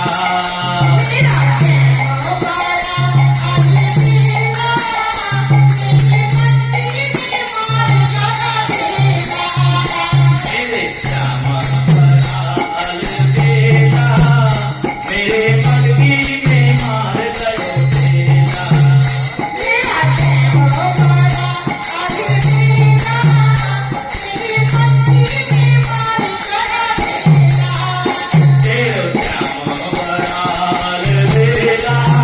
मेरे मटकी में मार गया ठेला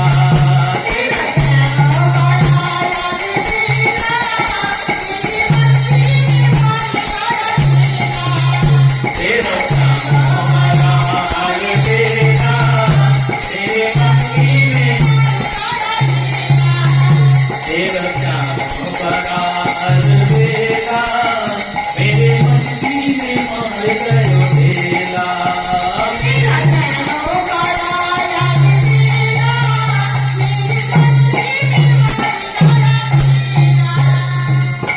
बोलिए माखन चोर भगवान की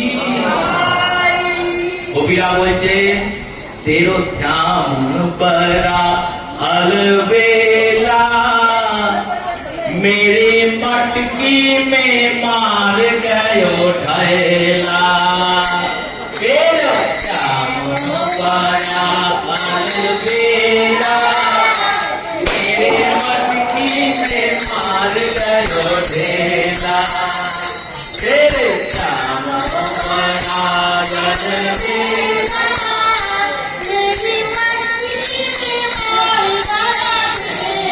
बोलिए भक्तवत्सल भगवान की বলছে আমরা যখন মাথায় করে চলতে নিয়ে আসি তখন তোমার ছেলে ঠিক মেরে বলছিল আর কি করে আর আমার এক ঘরে গরু মাদা ছিল আর এক জায়গায় বাছুর রাখা ছিল করেছে কি বললো বাছুরটাকে খুলে দিয়ে আর যেই বাছুরটাকে খুলে দিয়েছে বাছুরকে সব দুঃখে একজন বলছে তোর ছেলে কি করেছে জানিস কি করেছে আমার ছেলে ঘুমোচ্ছিল আমি ভাবলাম ছেলেটা ঘুমুক আমি বাড়ির কাজ কটা করে নি তারপর ডাকবো তোর ছেলে গিয়ে জানলা দিয়ে হাত বাড়িয়ে বলেছে ওর রে সকাল হয়ে গেছে ওঠে নাই এবার যখন দু চারবার ডেকে ওঠেনি তখন নড়ি দিয়েছে নড়ি নড়ি বলছে ওর ওর ওর সকাল হয়ে গেছে তখনকার দিনে তো ফোন ছিল না ফোন থাকলে গোবিন্দু হয়তো সকালে ঘুমোতো কারণ এখন তো সবাই সকালে ঘুমাচ্ছে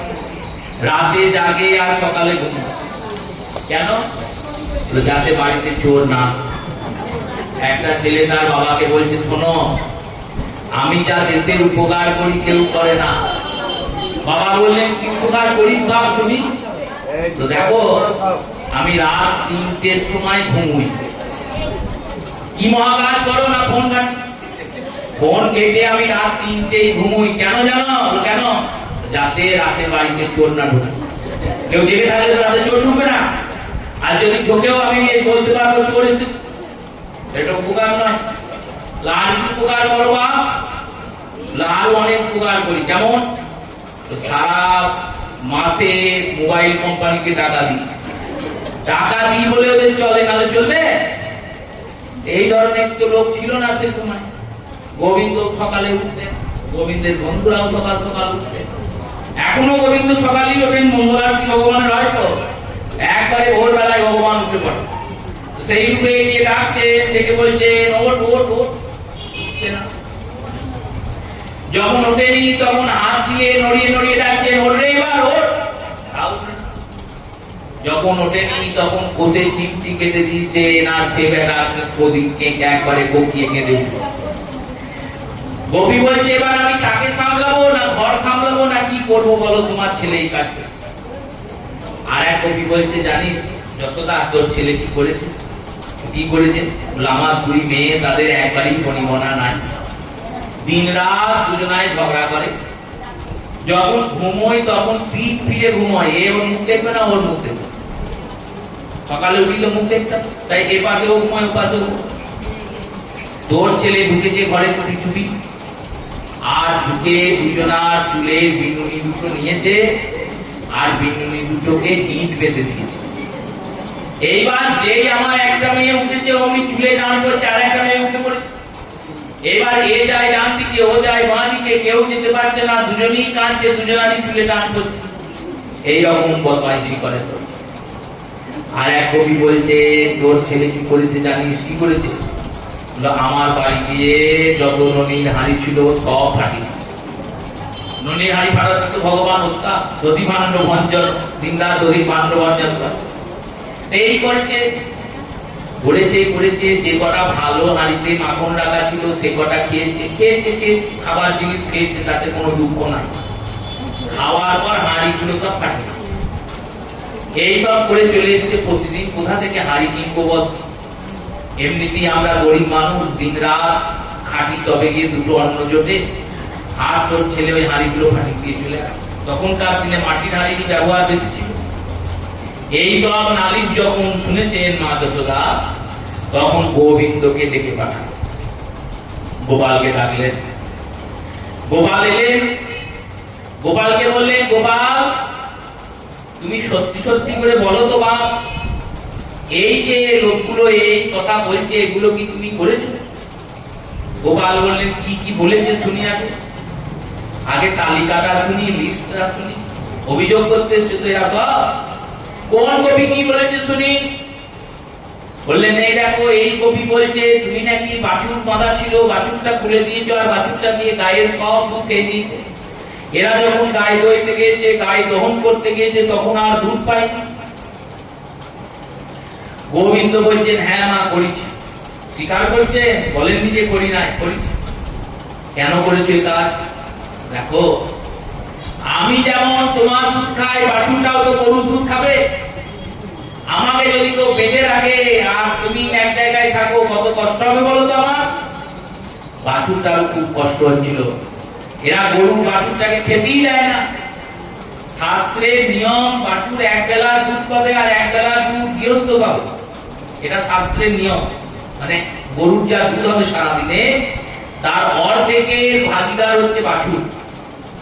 কিন্তু বেশিরভাগ জায়গাতেই গোপগণ বা গয়লাগণ বা যারা গোবংশকে প্রতিপালন করেন, তারা ওই অর্ধেকের মধ্যেও আবার অর্ধেক দেন। বলেন বেশি খেলে বাছুর হজম করতে পারবে না। কিন্তু নিয়ম এটাই, অর্ধেক দুধ বাছুর খাবে, তবেই বাছুর হৃষ্টপুষ্ট হবে। কারণ ওই বাছুরই তো পরবর্তীকালে বৃষ বা গাভী হবে। তাই সেই কারণে মায়ের দুগ্ধ, গাভীর দুগ্ধ। ওরা দুধ দেয় না বাছুরকে, একটুখানি খাইয়েই সরিয়ে নিয়ে চলে যায়। বাছুরটা খুব কাঁদছিল, বাছুরটা কাঁদছিল বলে আমি খুলে দিয়েছি। আমি কি ভুল করেছি? মা যশোদা বললেন, না না, তুমি কোনো ভুল করো না। কবিদের বলছেন, তোরা তো ঠিক করিসনি, তোদের উচিত গাভীর বাছুরকে অর্ধেক দুধ দেওয়া, দিস না কেন? কবি দেখলো আমি বলতে এলাম, নালিশ করতে এলাম, উল্টে আমাকেই বকা দিয়ে দিল মা যশোদা। আর এক কবি বলছে, তুমি নাকি তার ছেলেকে চিমটি কেটে ঘুম ভাঙিয়ে দিয়েছ। বললে, হ্যাঁ আমি তাই করেছি, ঠিকই বলেছি। সকাল সকাল ঘুম থেকে উঠলে শরীর ভালো থাকে, তুমি আমাকে সকাল সকাল তুলে দাও। এবার আমি যেমন আমার শরীরটা ভালো থাকবে, আমার তো উচিত যে আমার পাড়া প্রতিবেশী সবার শরীরটা ভালো থাকুক।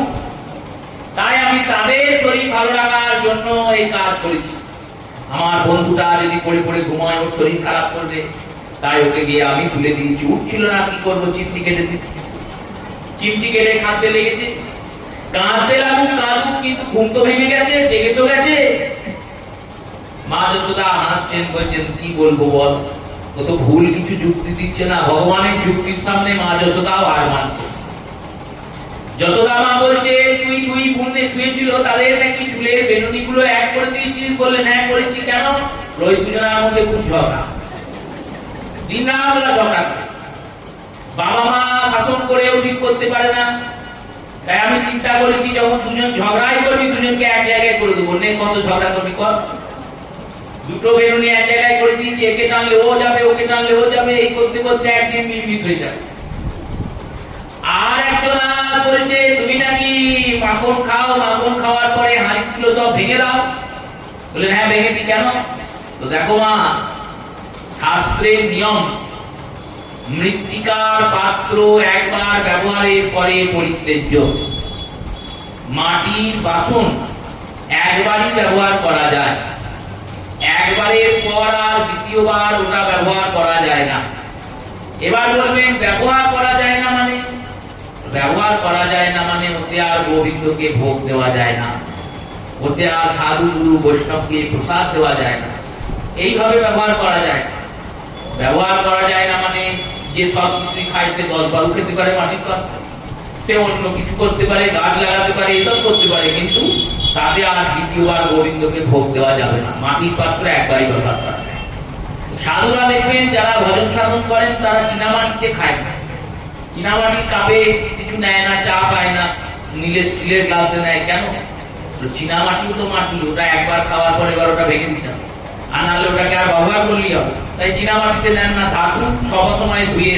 ধাতৌ সত্যয় তত্যা স্বর্ণ পাত্রে দহিতং স্বদা মৃত্তিকায় একবারস্তে তৎক্ষণাৎ পর্যয়ন্তয়ং। বলে, ধাতুর পাত্র ধুলে শুদ্ধ হয়, স্বর্ণ পাত্র ধুলে শুদ্ধ হয়, পোড়ালে স্বর্ণ পাত্র নতুন হয়ে যায়, আর মৃত্তিকার পাত্র একবার ব্যবহার করলেই পরিত্যাজ্য হয়। পরিত্যাজ্য হয় মানে একবার ব্যবহার করেই ফেলে দাও। জগন্নাথের যে মৃত্তিকা পাত্রে ভোগ লাগে, ভোগ হয়ে যাওয়ার পরে সেই মাটির পাত্র সব ফেলে দেয়। কোথাও যদি মালসা ভোগ দেওয়া হয়, দেখবেন মালসার ভোগ হলো, মালসা সমেত ভক্তদের দিয়ে দেয়, বা মালসাগুলো গঙ্গায় দিয়ে দেয়। কেন? বললো মাটির পাত্র একবারই ব্যবহার। এরা মাটির পাত্র ব্যবহার করেছে, এবার মাটির পাত্রে রেখেছে মাখন, সেই মাখন আমি খেয়েছি, তাহলে মাটির পাত্রটা হেঁটু হয়ে গেছে, উচ্ছিষ্ট হয়ে গেছে। কিন্তু আর বলতে পারছেন না যেটা প্রসাদী হয়ে গেছে, শুধু উচ্ছিষ্ট হয়নি, প্রসাদী হয়েছে। কারণ উচ্ছিষ্ট আর প্রসাদীর মধ্যে পার্থক্য কি? বলে, আমি যদি খাই, আমার মুখের একটুটা হলো উচ্ছিষ্ট, ভগবান যদি খান, তার মুখের একটুটা প্রসাদী। গোবিন্দ সেবা করেছেন, সামান্য কেউ তো খাননি, সামান্য কেউ তো পাননি, ওটা তো প্রসাদ। এই উচ্ছিষ্ট পাত্রকে আমি ভেঙে দিয়েছি, যাতে ওরা ব্যবহার না করে। নাহলে কি করবে জানো? ওই একটু পাত্রতেই মাখন করবে, আর সেই মাখন লোককে বিক্রি করবে, তারা সেই মাখন নিয়ে যাবে আর গোবিন্দের ভোগে দেবে, দিয়ে সবার ধর্মগুলো শেষ হয়ে যাবে। তাই আমি একবারে গোড়াটাকেই শেষ করে দিয়েছি। মা যশোদা সব কবিরে বিদায় দিলেন। তত্ত্বের দৃষ্টি দিয়ে টিকাকাররা টিকা লিখলেন, বললেন, এই নালিশের মধ্যেও তত্ত্ব আছে। ভগবানের যে কথা আমরা শুনছি না, এটা শুধু রোমাঞ্চকারী গল্প নয়, এটা শুধু হাস্য বিনোদন দানকারী, মনকে রঞ্জিত করা, মনোরঞ্জনকারী, আনন্দ প্রদানকারী শুধুমাত্র কাহিনী গল্প নয়। এটার নাম লীলা। লীলা কেন? তত্ত্বং বোধম অতঃ লীলা। লীলার মধ্যে তত্ত্ব থাকে, শুধু গল্প থাকে না, গল্পের পিছনে গল্পের মোড়কে তত্ত্ব লুকিয়ে। ভগবানকে নালিশ করেছেন মা যশোদার কাছে গোপীরা, আর গোবিন্দ নালিশগুলোর প্রত্যুত্তর করেছেন। টিকাকাররা বলছেন, দেখো প্রথম গোপী বলেছেন এক জায়গায় গরু মাদা ছিল আর এক জায়গায় বাছুর মাদা ছিল। গোবিন্দ গিয়ে গরুটাকে খোলেন নাই, বাছুরটাকে খুলেন। গরুটাকে খুললেও তো গরু বাছুরের কাছে যেত, কিন্তু গোবিন্দ গরুটাকে খোলেননি, বাছুরটাকে খুলেছেন। তেমনি গাভী স্বরূপ পরমাত্মা আর বাছুর স্বরূপ জীবাত্মা। বাছুর রূপী জীবাত্মা মায়ার দড়িতে সংসারে বাঁধা আছে, গোবিন্দ গুরু রূপে যান আর ওই মায়ার দড়িটা বাছুরের গলা থেকে খুলে দেন, জীবাত্মা পরমাত্মার আনন্দ স্বরূপ রসামৃত পান করে। বাছুরকে মোচন করে ভগবান এই রূপে শিক্ষা দিচ্ছে। যে ব্যক্তি ঘুমাচ্ছে বললো, যেমন ওই শিশুটা ঘুমাচ্ছিল তেমন আমরাও ঘুমাচ্ছি। আমরা কিসে ঘুমাচ্ছি? বললো মোহনিদ্রায় ঘুমাচ্ছি। এই মোহনিদ্রা থেকে কি জাগার কোনো উপায় নাই? বলল উপায় আছে, গোবিন্দ ডাকছে ওঠো ওঠো ওঠো বলে, কিন্তু কেউ উঠছে না। বাসুদেব ঘোষ যেমন মহাপ্রভুকে ডেকেছেন, তেমনি ভক্তি বিনোদ ঠাকুরের একটা পদ আছে, সেখানে তিনি বলছেন, উঠো উঠো নগরবাসী বলে গোরা। মহাপ্রভু বলছেন, নগরবাসী এবার তোমরা ওঠো, আমি তো উঠলাম।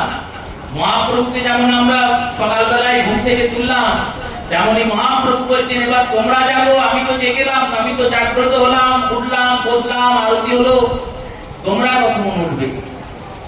আমরা মোহনিদ্রায় ঘুমাচ্ছি, গোবিন্দ ডাকছেন। এই ডাকটাই হচ্ছে কৃষ্ণ কথা। এই কৃষ্ণ কথা, কৃষ্ণ নাম শুনেও যাদের মোহনিদ্রা ভাঙছে না, যখন কৃষ্ণ নিদ্রা, কৃষ্ণ কথাতেও আমাদের মোহনিদ্রা ভাঙছে না, তখন গোবিন্দ আমাদের নড়িয়ে চড়িয়ে দিচ্ছেন। নড়িয়ে চড়িয়ে দিচ্ছেন মানে যে সংসারে আছি আমরা, সেই সংসারটাকে ভালো করে চিনিয়ে দিচ্ছেন। দেখো চেনো, এই সংসারটা তোমাকে ভালোবাসে না, তোমার অবস্থানটাকে, তোমার পরিস্থিতিটাকে, তোমার অর্থকে, দেহকে, সুখকে, কর্মকে, এইগুলোকে ভালোবাসে, তোমাকে ভালোবাসে না। কারণ তুমি তো এগুলো নও, তুমি তো এর মধ্যে বসবাসকারী জীবাত্মা। এই জীবাত্মাকে কেউ ভালোবাসে না। যদি ভালোবাসতো তাহলে মরার সঙ্গে সঙ্গে ঘর থেকে বের করে দিত না। যদি ভালোবাসতো বলবে মরার সঙ্গে সঙ্গে বের করি নাই, বললো তাহলে ওকে রেখে দাও, 2 দিন রেখে দাও, 3 দিন বাস করো ওর সঙ্গে একা করে, দেখবো কত ক্ষমতা। যে ব্যক্তি কিছুক্ষণ আগে আমার আপন ছিল, তার সঙ্গে আর বাস করা যাবে না, মন ভয়ে কাতর হয়ে যাবে, ভাববো যে এখন যদি ওই মরাটা উঠে পড়ে আর উঠে আমার গলাটা টিপে ধরে, পারবে থাকতে? খুব কাঁদছে, সবাই মিলে আছে বলে কাঁদছো, ওই কান্নার রোলটা বন্ধ করে দাও, সবাইকে ঘর থেকে বের করে দাও, আর একজনকে রেখে দাও ঘরে। কতক্ষণ থাকতে পারবে ঘর? কিছুক্ষণের মধ্যে ভয় লাগতে লাগে। তাই ভগবান চিনিয়ে দেন, নড়িয়ে চড়িয়ে দেন, সংসারকে বুঝিয়ে দেন। যাদের বিবেক জেগে যায় তারা বোঝে, না না, এই সংসারে আছি, এটা কর্তব্যের জায়গা, আমার লক্ষ্যবস্তু গোবিন্দ চরণ, তখন তারা কৃষ্ণ ভজনে রত হয়। এতেও যদি চিনতে না পারে, তখন ভগবান চিমটি কাটেন। চিমটি কাটেন মানে আঘাত দেন, শোক দান করেন। এই আঘাতে কি হয়? বলো আঘাতে মানুষ কাঁদে, কাঁদুক, কাঁদলেও মোহনিদ্রা ছেড়ে যায়, মোহনিদ্রা চলে যায়। যখন মোহনিদ্রা চলে যায় তখনই মোহনের দর্শন হয়। তাই ভগবান এইভাবে মানুষকে জানিয়ে দেন।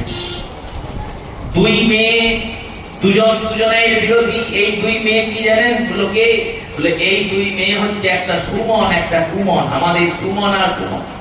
বা এরকম ভাবে উপলব্ধি করুন, একজন অনুরাগ আর একজন বিদ্বেষ। এই রাগ আর বিদ্বেষ সবসময় বিপরীতমুখী। সুমন আর কুমন সবসময় বিপরীতমুখী। এ বলছে এদিকে যাবো আর ও বলছে ওদিকে যাবো। একজন রুচি আর একজন নীতি।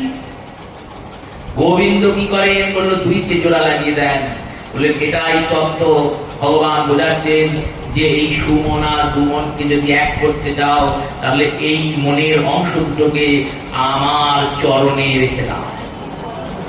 আমার চরণে যদি তুমি মনটাকে রাখতে পারো, তাহলে রাগ বিদ্বেষ সব দূর হয়ে যাবে, মন নির্মল হয়ে যাবে। অন্তের যিনি কবি, তিনি বলেছেন সমস্ত মৃত্তিকা পাত্র খেয়ে ভেঙে দেয়। তো ভগবান বলছেন তাই তো করি আমি। এই মৃত্তিকা পাত্র অর্থাৎ দেহ, আর মৃত্তিকা পাত্রের ভিতরে যে মাখন, সেই মাখনটি হলো, মাখন হলো দেহের মধ্যে বসবাসকারী সাধকের জীবাত্মা। ভক্তের জীবাত্মাটাই হচ্ছে ওই মাটির ঘর আর ঘরের ভিতর থাকা সাধক। ভগবান যখন ওই ভক্তের হৃদয়স্থ প্রেম মাখনটা গ্রহণ করেন, তখন প্রেম মাখন গ্রহণ করার পর ভাবেন যাকে আমি গ্রহণ করেছি তাকে যেন আর জগতে কেউ না গ্রহণ করে, যে আমার হয়েছে সে আমারই থাক। এই চিন্তা করে ভক্তের যে শরীরটা আছে, যে মৃত্তিকার ঘরটা আছে, যে কলেবরটা আছে, সেই কলেবরটা গোবিন্দ ভেঙে খণ্ড বিখণ্ড করে দেন। এইভাবেই ভগবান কবিরের সমাধান করলেন। সুখদেব গোস্বামীপাদ এই কথা শোনাচ্ছেন, আর শ্রী পরীক্ষিত রাজন বলছেন ধন্য নন্দ আর যশোদা, যাদের কোলে কৃষ্ণ এই রূপে ক্রীড়া করছে। সুখদেব বললেন এনারা সামান্য কেউ নন, ব্রহ্মার বরে বর পেয়ে এনারা ভগবানকে পুত্র রূপে পেয়েছেন। এনারা পূর্বজন্মের দ্রোণ নামক বসু আর তার স্ত্রী ধরা, এই দ্রোণ আর ধরা ভগবানের তপস্যা করেছেন। আর তপস্যা করে যখন ব্রহ্মা বরদান করেছেন তোমরা পুত্র রূপে কৃষ্ণকে পাবে, সেই দ্রোণ আর ধরা এনারা এই যশোদা আর নন্দ হয়ে অবতীর্ণ হয়েছেন, এনারা এই কৃষ্ণকে পেয়েছেন। এই রূপে ভগবানের বাল্যলীলা চলছে, বিবিধ লীলা, তার মধ্যে কিছু লীলার আজকে আস্বাদন হলো। আগামী দিন আবার এই লীলাক্রমের আস্বাদন হবে। শ্রী গুরু ব্রহ্মানন্দ সীতারাম